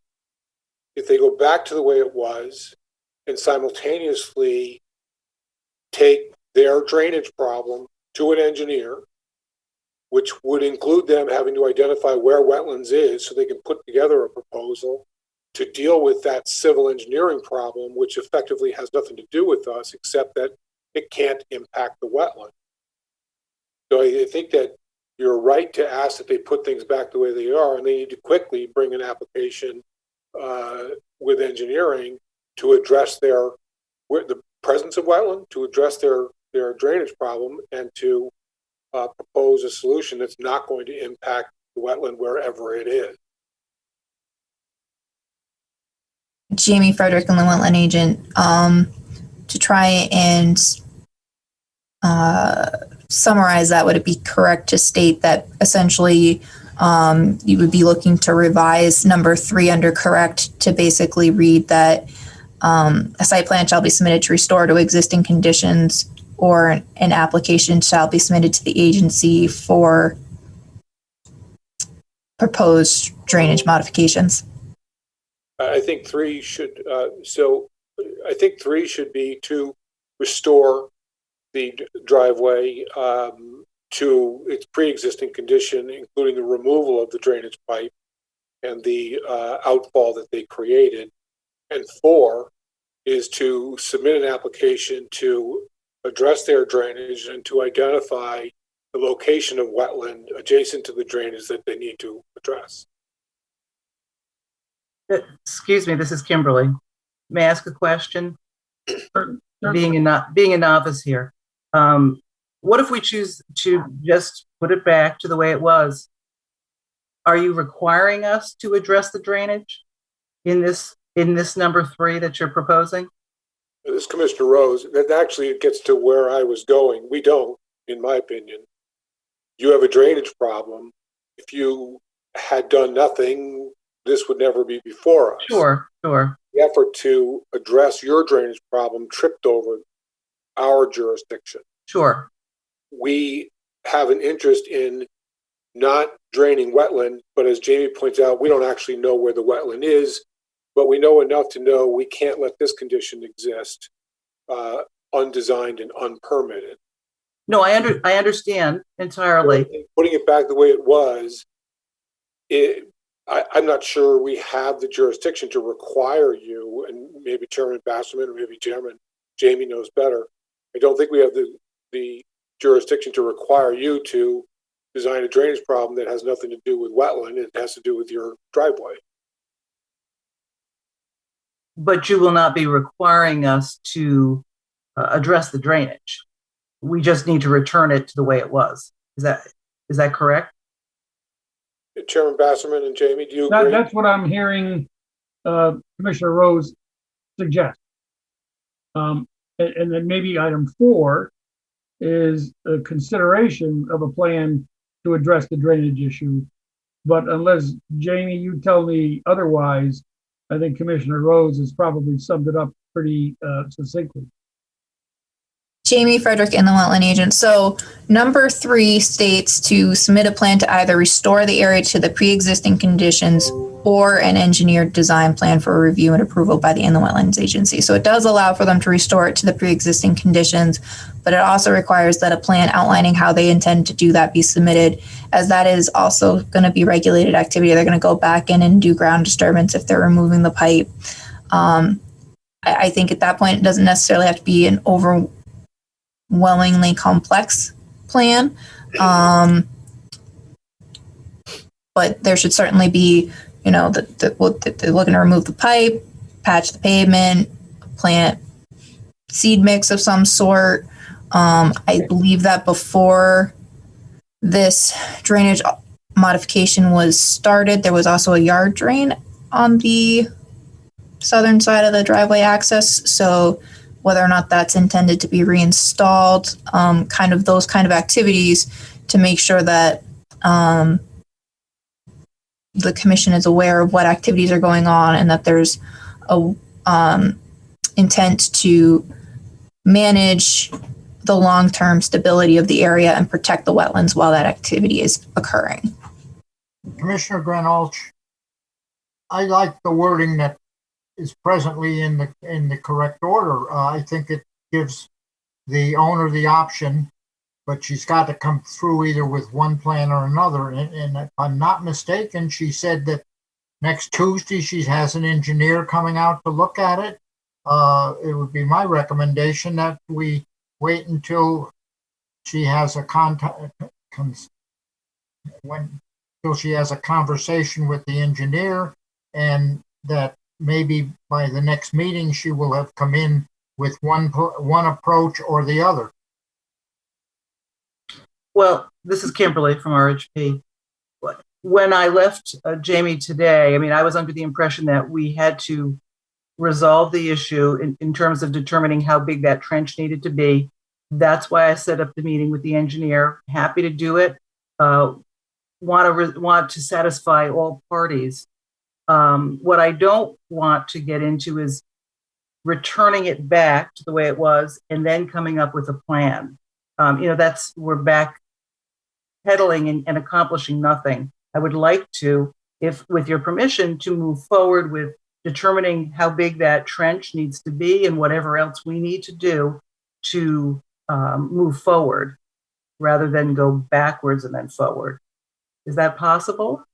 Jamie Frederick in the Wetland Agent. I kind of agree in that removing to possibly reinstall what's there doesn't make a whole lot of sense to me. I think it's important as part of this process, given that the commission meets only once a month, that when the engineer comes out, maybe addressing any immediate measures that can be taken if any other additional immediate measures need to be taken aside from the silt fence to help prevent the problem from getting worse until a final plan can be approved, would be appropriate. If maybe there's any other activities that might either dissipate the flow out of that pipe and slow down the flow of water temporarily, and that maybe those activities could be presented by the project engineer and reviewed by staff to help prevent the problem from getting worse. And then the full final plan could be reviewed by the commission at their next meeting. I think that kind of action might make sense. This is Kimberly from RHP. Just a note that the water is below well below the pipe right now, because as I said, most of the time it's vernal, it's dry, or there's just mud in there. So it's not going to, without a very significant rainfall within a 24-hour period, it's not likely any water is going to come through that pipe in the next month and cause further damage. Members of the commission, if I could say something, I don't know if it's in line or not, but I own, who's speaking? It's Robert Alvine, Premier Auto Group. We own the property directly next door to this, and there is it doesn't take much rain to have a problem. The photographs that we provided to the town were not after a significant amount of rain.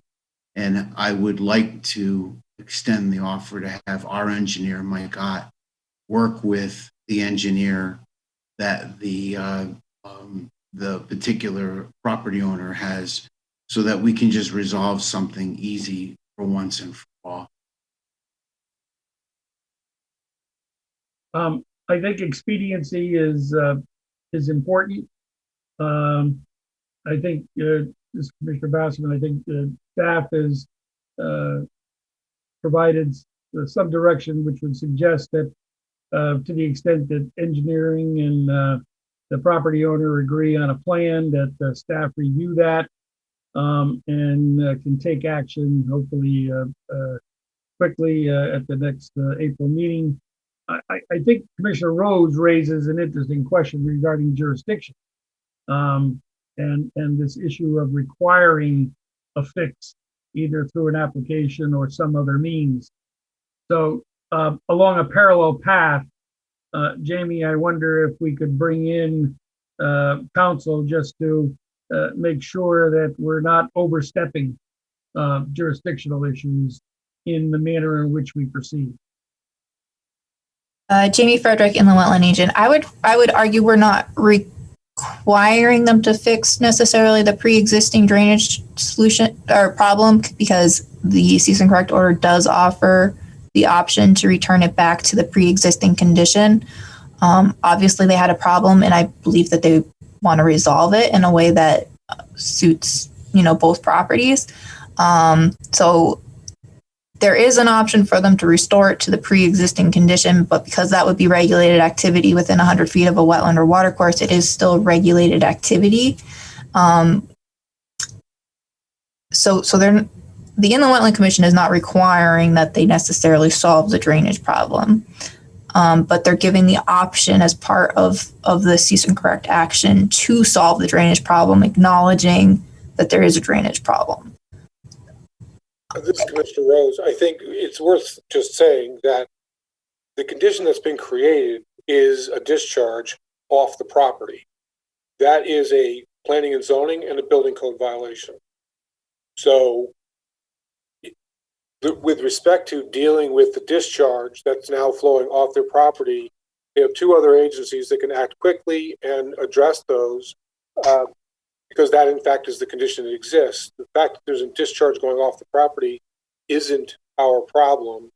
And as Dick points out, and Jamie's initial instinct was correct, she said either put it back the way it was or submit an application and a plan to do something else.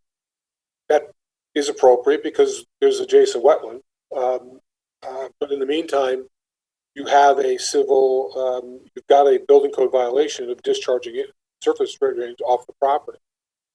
So, Amy Frederick and the wetland agent, a violation notice, I'm not sure what level, was also sent from the zoning enforcement officer, and he was also present on the site this morning to review the activity and discuss resolutions. So yes, I would say the discharge onto the neighboring property is not specifically an inland wetland concern necessarily, but the drainage activity itself being in the upland review area is. understood. This is Commissioner Begemon. Would it be worth considering that temporary blocking of this pipe, not removal, but temporary blocking it so that no water can go through it? So they're not ripping out the pipe, but they can block it so that no water drains from the vernal pool through the pipe. And then that gives them time to come up with a plan of either ripping it out and returning it back to the way it was, or an engineered plan that meets all the requirements. Amy Frederick and the wetland agent. I think that speaks to what I was trying to get at earlier with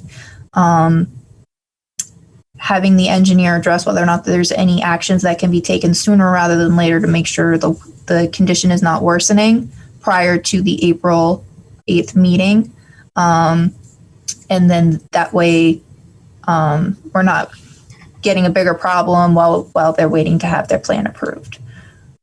So that would be something that we could specifically ask the engineer to address.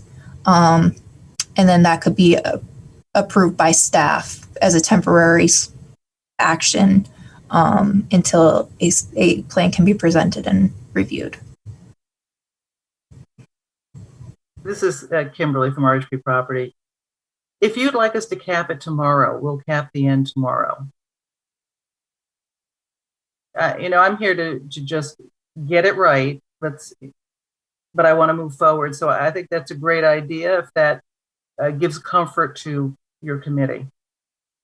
Jamie Frederick and the wetland agent. So the inland wetland agency makes decisions based off of expert testimony. And so I think it would be best to wait until you can set up a site visit with your project engineer and ask for his expert recommendation as to what actions might make sense to be made sooner rather than later, and then go from there. And then if the commission is okay with the IW agent, myself, reviewing that suggestion and approving that until a more permanent solution can be approved, I think that might be the appropriate way to go in this instance. Okay. This is Commissioner Begemon. I'm okay with that if there's a time frame put in it, because otherwise the way number 3 reads is it could be months down the road. Submit a plan, site plan to either restore it or an engineered drainage plan. There's no time. And clearly there's an interest on the part of Kimberly Lombard too. Amy Frederick and the wetland agent noted. So I would imagine the commission would want that for review at the April meeting, and based on the time frame that the representative of the property owner has stated the engineer will come out, that seems like it'd probably be a reasonable feat. So to possibly modify number 3 to express that it shall be submitted for review at the April 8th meeting, and that any immediate measures to alleviate any further erosion prior to the April 8th meeting may be approved by the inland wetland agent administratively.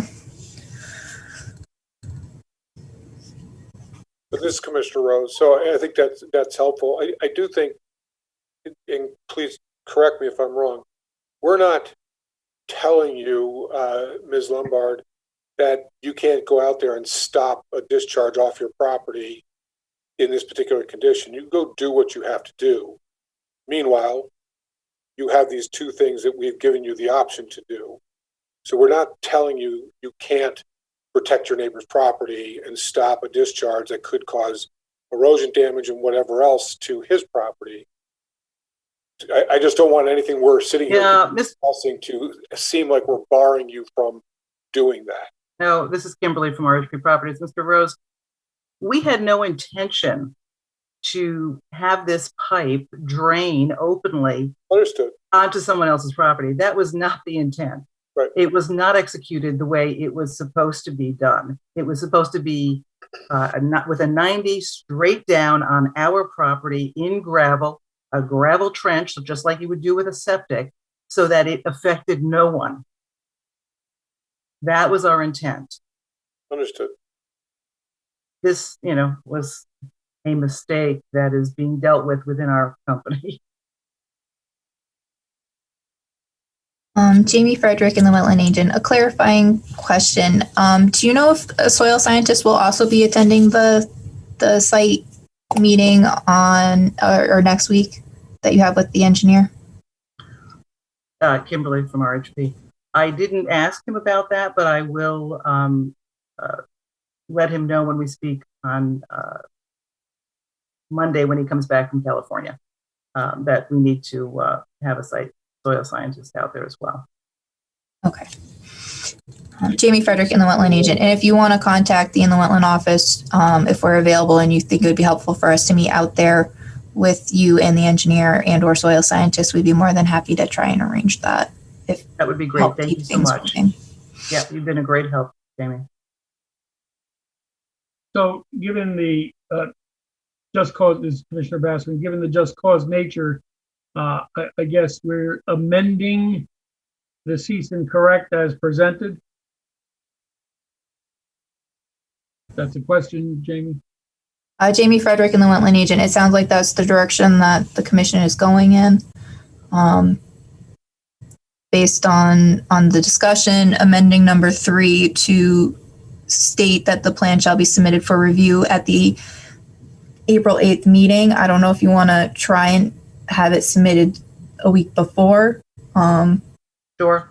So that it can be reviewed. So by April 1st. Plan submitted by April 1st. And that any immediate actions to alleviate erosion concerns recommended by the project engineer may be approved and approved by the Inland Wetland Agent prior to that meeting and implemented prior to that meeting.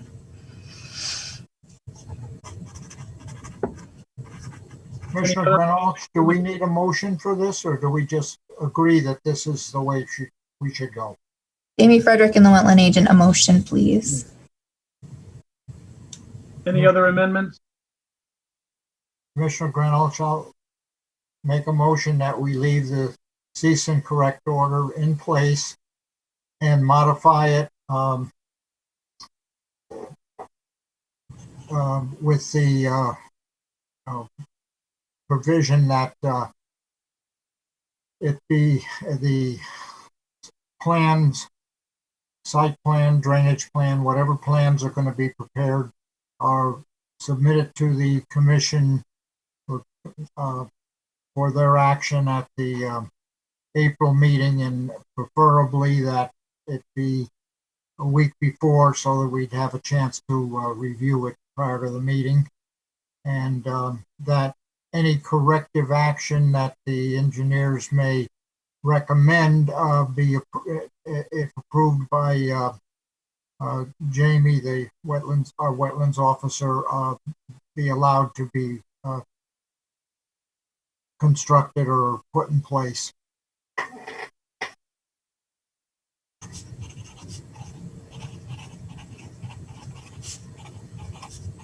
Is there a second on that motion?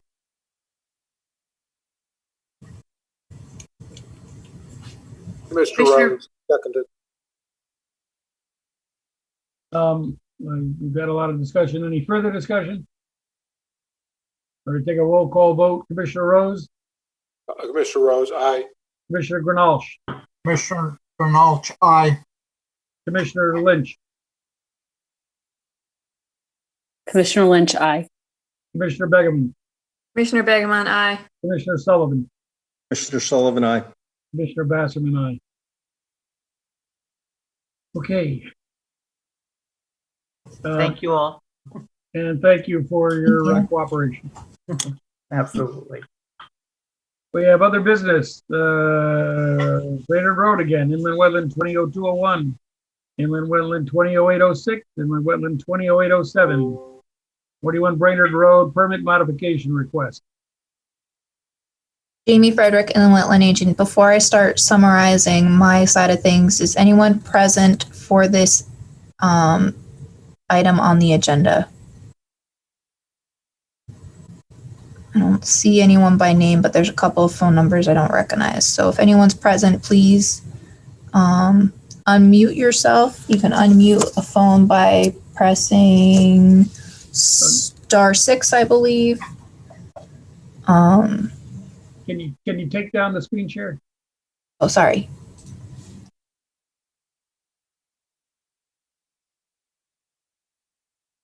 All right, not hearing any comments or seeing anyone unmute themselves. Let me see if I can pull up the letter real quick from the request for this.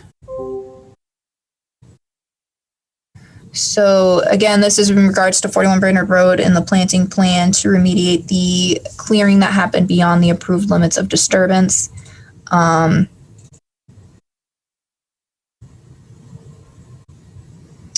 There was a request to modify permits 200806, 200807, and 200201. 200201 was the subdivision approval. 200806 and 2807 were for lots 3 and 4. So the planting plan is relevant to lot 4. So I think if it would be appropriate for the commission to modify the permit for lot 4. I don't think it's necessary to modify the permit for lot 3. And I don't think it's necessary to modify the permit for the subdivision because the subdivision approval was reviewed as subdivision without regulated activity. So the commission was basically reviewing the lot lines that were proposed. This is Commissioner Basserman, and specifically the modification is? So the modification would be to accept the planting plan as part of the permit. And what that would do is it would allow the commission to require monitoring per section 710 of the regulations and a bond to make sure that those plantings are installed and monitored for 5 years and that the 5-year worth of monitoring reports were received by the office. Thank you. So, Commissioner Greenwich, I think, that makes sense. Incorporate it into the permit and let us monitor it and let's set up a modest bond to cover it. Would that be appropriate, Jamie? Jamie Frederick, Inland Wetland Agent. I think it would, and from past representation by the property owner at previous meetings, they seemed open to that. They're not present at the meeting. They were sent a copy of the agenda. So, and I can pull up real quick. This is a copy of the letter that was submitted to the Inland Wetland Agency. This letter is written as a formal request to amend the above referenced application numbers to include the recommendations and report of upland review zone planting details dated January 6, 2021 for statewide construction at 41 Brainerd Road, Branford, Connecticut, prepared by Soil Resource Consultants of Meriden, Connecticut. So if the commission were looking to include this as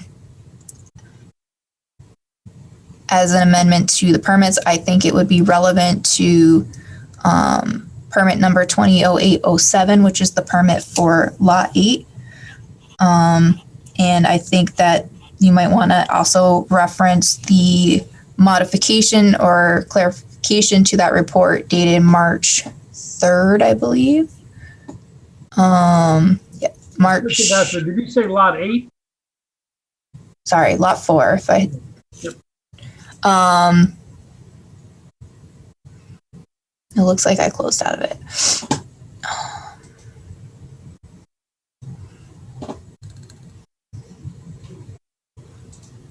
Sorry, I've got too many things open.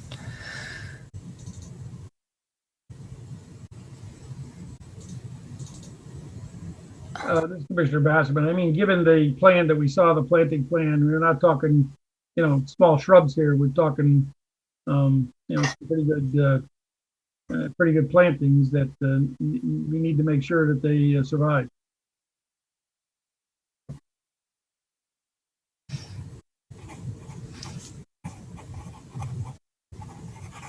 So Jamie Frederick and the wetland agent.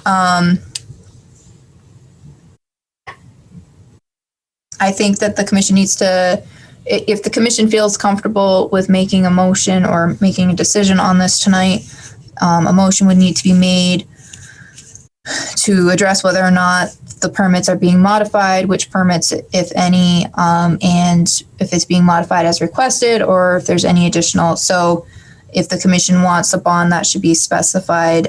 Generally, the bond is, an estimate is provided for the plantings and the monitoring reports, and that estimate is reviewed and approved by staff, and then the bond amount would be submitted.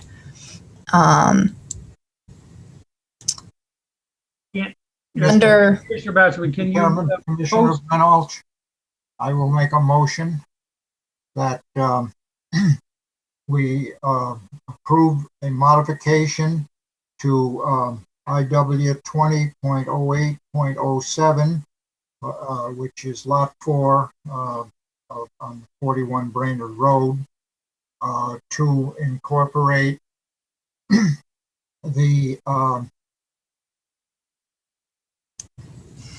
plan that was approved earlier tonight, which is the plan, I think, that was submitted on March 3rd by Mr. Lloyd, and that the whatever language you want to put in there regarding our standard language on monitoring should be in this motion, as well as the work should be bonded to make sure that the growth occurs as planned. Does that cover me enough, Jamie? Or Jamie Frederick and the wetland agent. That was a great motion. I might ask for you to withdraw it because I just realized that this is an agent permit. So I should actually be requesting for permission for you guys, or clarification whether or not you guys are comfortable with me modifying the permit as such. I'll withdraw the motion, and I'm comfortable with you modifying it as we just discussed. And then Jamie Frederick and the wetland agent, just to clarify, permit number 200201 was a commission permit, but again, that was for the subdivision, and that was a subdivision without regulated activity. It's my opinion that that permit does not need to be modified to reflect such. It should just apply to permit number 4, or the permit for lot number 4, which is IW 200807. So I will, assuming that the commission has a general consensus that they're okay with me modifying the permit for lot 4 as described, I can do that and send a letter documenting that the other 2 at this time have not been modified, and that if the applicant has further concerns to pursue such modification to let us know, or let us know if they're satisfied with the way that the modification request has been addressed. That sounds good to me. There's a question, Jamie. Do you have the ability under a agent permit to include a bond? Jamie Frederick and the wetland agent, yes, the regulations do allow for the agent to require a bond. Thank you. Is there a second on the motion that Commissioner Bernals raised? There was no motion. That motion was withdrawn. Oh, that's right. Right. Sorry. No problem. Item B, DEP permit, Aqua 2018 332 revision, 9 Tucket Road. Application for a 1-year permit. Jamie Frederick and the wetland agent, this is standard notification of an aquatic pesticide application, permit renewal request. 1 year is notified to commission in case they have any comments. This is an ongoing permit, and their practice is not being proposed to be changed. So unless any of the commissioners have any comments, that's all I have to say. Item C, open space projects. I guess a consideration of a letter of support for request for funding for salt and stall project to help ATV traffic build up on the trails through wetland areas. Who is requesting this, Jamie? Amy Frederick and the wetland agent. Richard Shanahan with Open Space is looking to do some projects that would help reduce ATV traffic up in the Salt and Sol open space area. I've not been up in that area for a very long time, but apparently there's an ATV problem and it's been getting worse, and it includes ATVs driving through wetland areas. So they're looking to place some boulders and gates at various entrances into the open space area to try and prevent ATVs from utilizing the open space. And he's requiring some additional funding in the upcoming fiscal year to address some of these things. The funding also addresses some other activities that open space is generally looking to do. And the question is whether or not the commission would want to do a letter of support for such funding requests, and or if the commission would like for staff to do a letter of support for the trying to restrict the traffic in the open space area to the foot, horse, and bike traffic that is intended. Mr. Bassman, does staff feel comfortable preparing such a letter? Jamie Frederick and the wetland agent, I think we could write something that would address the wetland concerns and, stay within the purview of the department. As long as the commission was okay with us doing that. Commissioner Greenhalgh, I think that's a good idea, and we should support a letter that Jamie might prepare as a commission. Jamie Frederick and the wetland agent, I'm not sure how it will line up with the budget. Does the commission want to see the letter before putting it out? Who would be the signatory on that? Jamie Frederick and the wetland agent. If the commission's not looking at it, I would say it should come from myself as the inland wetland agent rather than the inland wetland commission. Works for me. Okay. Initial thoughts on possible future treatment of the supply pond for algae and any invasive species. Jamie Frederick and the wetland agent. So Richard Shanahan also mentioned that I guess there's been some complaints regarding the amount of algae in the supply ponds, and there's possibly looking into treatment of the pond similar to the deep permit that we had right before this for 9th Tuckett Road. They'd be looking to do treatment within the supply ponds. If it's going to be a chemical treatment, like a herbicide treatment, generally the commission doesn't really get too involved in that because it's permitted through deep. If there's any sort of physical, mechanical control, such as dredging or something like that, then the commission would review it. I think he was looking to test the waters and see if the commission would have any concerns and or comments regarding the possible treatment of the supply ponds for. I think maybe the best way to handle 2 and 3 here would be, at a meeting in the future, not tonight. At a meeting in the future, have Richard Shanahan kind of prepare some comments regarding 2 and 3, and the commission will consider them. I think you're just trying to get some initial thoughts and maybe make sure that the commission wasn't going to have significant red flags. And 3, without knowing what the application is and all that, it's a little bit difficult to say we have a problem or don't have a problem. Jamie Frederick and the wetland agent, understood, and I will take that as the initial thought. And then number 3, I added just as kind of a heads up. There has been some discussion regarding Pine Gutter Brook Bridge replacement. I believe there was an application back in 2019 for this, and there was some concern regarding need for more information. I have a meeting scheduled with Richard to go out and take a look at the bridge because I have not seen it. And we'll probably start discussing what a new application might look like. So that might be something coming in the future. Okay. Item D, the discussion on minutes that I think got prompted with Commissioner Boda's comments on some of the minutes that we've had in the past. And I guess if I understand this correctly, the question is, how detailed should the minutes be? Jamie Frederick and the wetland agent. Yeah, so I'm not really sure how to approach this one. I know the commission likes to have a little bit of summary in the minutes to be able to recap on what happened at the last meeting. If you look up how to take minutes and you look at, some of the key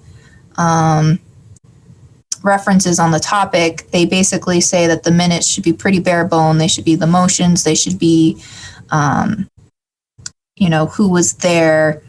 It shouldn't really summarize what was discussed. So I'm not saying we should get rid of all summary within the minutes, but we have kind of been looking at trying to scale back slightly. So we did add some more information to the minutes at the last meeting. And I think Abby and I can kind of continue to work on, what are some key points that should be in the minutes. But I think ultimately we're kind of looking to scale back a little bit.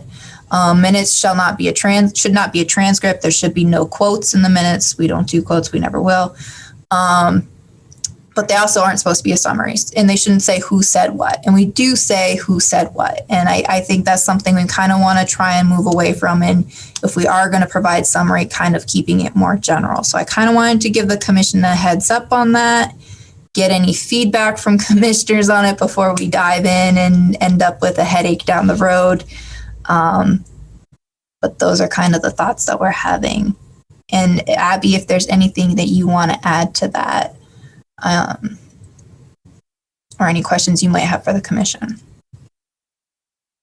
Inland Wetland Associate Abby York, I think you pretty much covered it. I think first off, I'm just a little curious to hear how the commission feels about that and what they're really looking to get out of the minutes. So that would be helpful. Commissioner Brennan, I think the minutes are reasonably fine. I mean, you can always add a sentence or take one out, but I've been happy with the content of them. This is Commissioner Bassman. I do note the big disparity in the volume of our minutes versus other town commissions and what they purport as minutes. And so we could take more than a paring knife at our minutes to get anywhere close to what's going on in the town. So that is something to consider, given the fact that we're a town commission and we all, from a minute standpoint, probably ought to operate from the same criteria. But Commissioner Bassman, the difference we are looking at that as a reference document. At least we had them, and how much of that is going to be able to get carried forward, I think, is a question. Commissioner Rose, I'm very much in favor of removing individual names and the personalization of minutes in business. We don't like to see that in meeting minutes because it really, the fact that, particularly in a governmental role where we're then asking people to approve the minute, we're essentially needing to recollect our own statements and whether we remember saying it that way with that emphasis or without. When if you want to know that, go to the recorded record. The real goal of the minutes is to reflect what we did, not necessarily how we got there, and not necessarily all the things that we might have discussed that we want to do the next time it comes before us. So I think minimalizing it and removing references to individual statements and testimony is a very good idea. Well said. You got enough to go forward here, Amy? Inland Wetland Associate Abby York.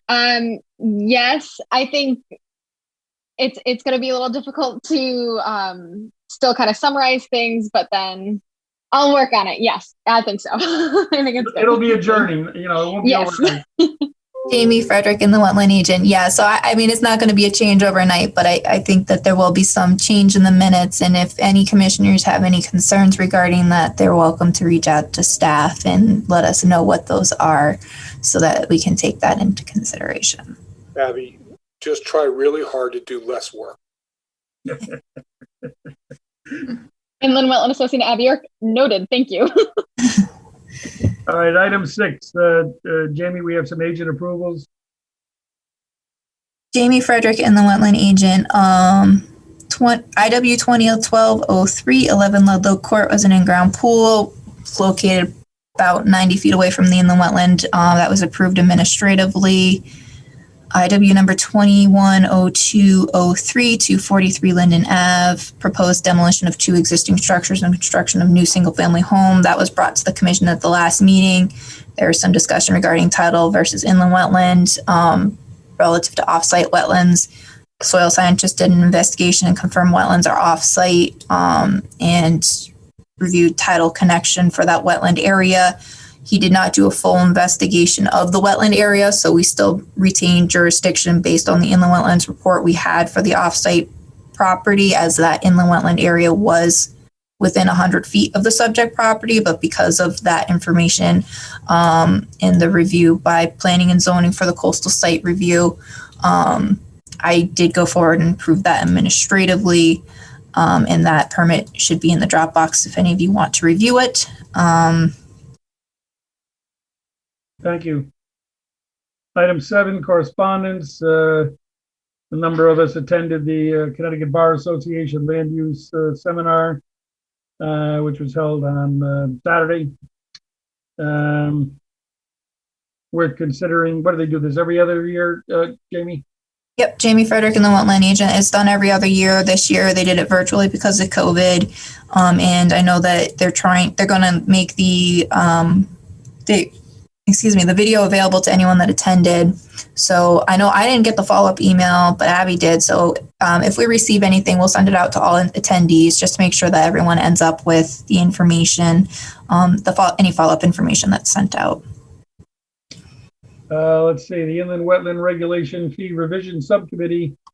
We met in January. Looks like we're going to get some minutes at the next meeting, which tentatively scheduled for March 18th. You still good, Commissioner Rose, with that? I am so excited. I'm good. Contain yourself, please. What's this Amtrak Vegetation Control Program? Jamie Frederick and the wetland agent. I honestly have not taken the time to really look at this. I think this might be something that the commission receives annually, and I'm not terribly familiar with it, but it looks like essentially the vegetation management program along the tracks, to make sure that there's not any issues with the operation of the drains. I don't think the commission has historically taken jurisdiction. I could look into that, but I mean, I'm not aware of the commission ever taking jurisdiction over it. It's more of an FYI. I'll try and take a look at it. And if there's anything that seems outrageous, I can reach out to them and say, hey, why are you doing this? But yeah, I think, you got enough on your plate without this, and we don't need to prolong our meetings any longer for things that might be tangential to inland wetlands. Item D, Southwest Conservation District. Letter of support. Is this the one that, what's his name, Sullivan heads up? Jamie Frederick and the wetland agent, yes. Chris Sullivan does work with for the Southwest Conservation District. Commissioners may or may not recall, we have kind of a new position, modified position, retitled the Sustainability Compliance Manager, and they're kind of tasked with doing various projects, sustainable CT, and other kind of interdepartment and sustainability related projects. And I know that that director has been in touch with Chris Sullivan about possibly having the town contribute again to the Southwest Conservation District. I think historically the town has contributed the requested $1,500 donation, and that I know the town stopped doing it shortly before I started working for the town in 2014. I don't know how long shortly is. I know that when Founders Village was developed across the street from the post office downtown, the commission did reuse the district as a resource to aid in review of the application. So that's one thing that they would be able to do specific to inland wetlands and watercourses, which might be helpful, particularly when there might be a contentious application to get another external eye on things. Obviously, the commission also has the peer review process that they can utilize, and I know that the hours of the staff in the Inland Wetlands Department has increased, but there are certainly other projects that the town is looking to implement that could also benefit from having a relationship with the Southwest Conservation District. So I do have a copy of the letter that was submitted from Chris Sullivan regarding, I'll find it, regarding the services kind of that they can provide.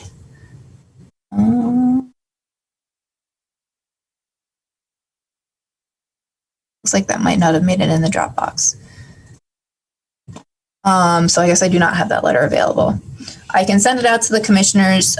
Is it something that the commissioners would be, again, you don't have it to look at, and I don't know. Again, I think April might be too late relative to budget season, but we could take a look at that. And if it's not too late, we could look at maybe drafting something for consideration by the commission, and the commission can decide whether or not to submit it at the April meeting. Sounds good. So, Jamie, is the letter just going to be forwarded to everybody, or we go look for it in the Dropbox? We can send it out to everyone. Jamie Frederick and the Wetland Agent. We'll send out the letter that we've received from Southwest Conservation District, and I'll inquire as to whether or not April will be too late to submit a letter of support.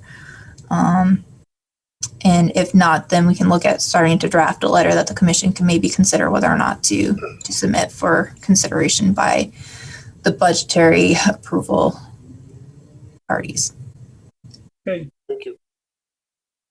Any other business, commissioners?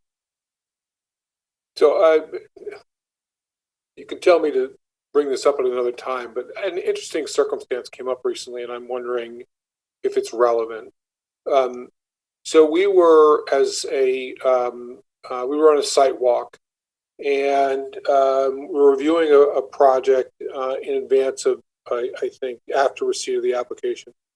And I found out during that site walk that the person, the professional that was dealing with us, was a mechanical engineer. Not a civil engineer, not a soil scientist, not a landscape architect, but a mechanical engineer. Recently, I came across the same individual acting again as a professional, this time as an architect. And it just struck me as odd. I inquired of several friends of mine who are licensed engineers. Connecticut doesn't distinguish against the different disciplines. You're a PE or you're not a PE. But my understanding is under licensing in Connecticut as a PE, and Dick, you're an expert in this more so than I, that you're not supposed to practice outside your particular discipline. And so I wonder if you take what I just said as being accurate, do we care if it was just the homeowner walking us around? I'm not sure what the difference is between that and someone else who might not be qualified in the particular discipline. But I found the circumstance raised my eyebrows and actually made me question the whole thing. So I'm bringing it up. Well, Commissioner Greenwald, I can say that I'm a professional engineer, and even though my expertise is in civil and structural, I do mechanical on occasion, if it's fairly simple. I also do electrical plans. I do have experience in all of that, and sometimes somebody that's named in a particular part of the thing has a lot more experience than they might have. And to the best of my knowledge, if you're a professional engineer, you're qualified in all of these, because to pass the exam, we had to take and pass it on every part of engineering, not just civil or structural or mechanical or electrical. No, that may be true, except the architecture might be a stretch. Well, architect kind of thing might be a stretch. I respect what you're saying, Dick. It leaves I guess then the technical question, which is that what I have been told is that as a professional matter, licensing in Connecticut expects that you won't practice outside your discipline. So I understand that you're passing the exam in all those disciplines. Does that ring true with you in terms of having a lane that you stay in as a professional matter? And again, is this even relevant? It just the circumstance kind of caught me by surprise, and it is making me ask the question. Well, I don't personally think it's relative, Commissioner Granold. I don't think it's relative as far as the commission goes. If somebody comes, you take them for whatever you think their expertise is. I mean, we just have to judge that when they make a presentation. Oh, hang on, this is Commissioner Baskin. I think it's very different, the circumstance that Commissioner Rose talked about, which was, quote, on a sidewalk, as opposed to in a hearing representing yourself as an expert in a particular area. Yeah. I think that could be problematic.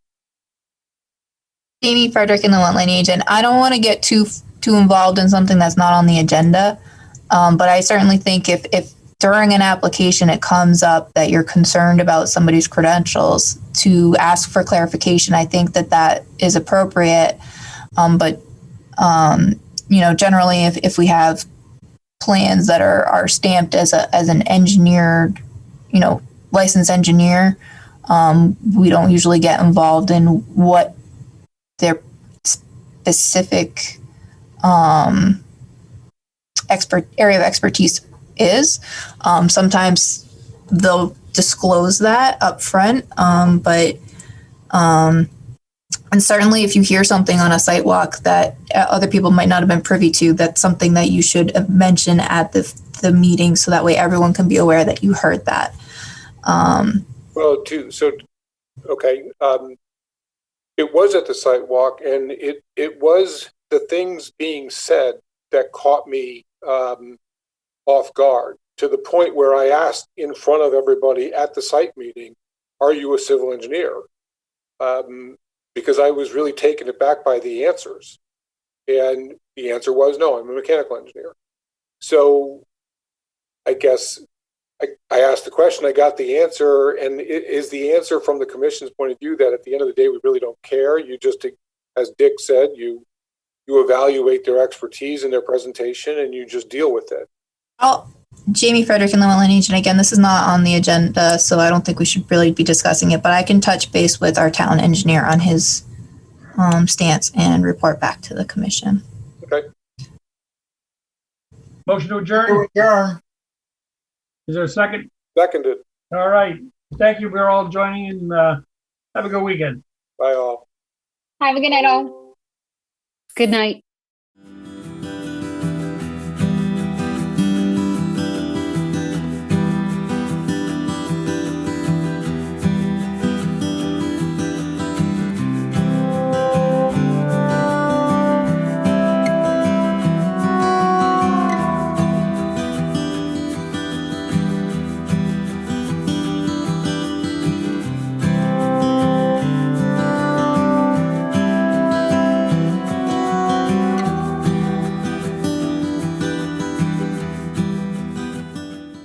This program was brought to you in part through the support of the Town of Branford.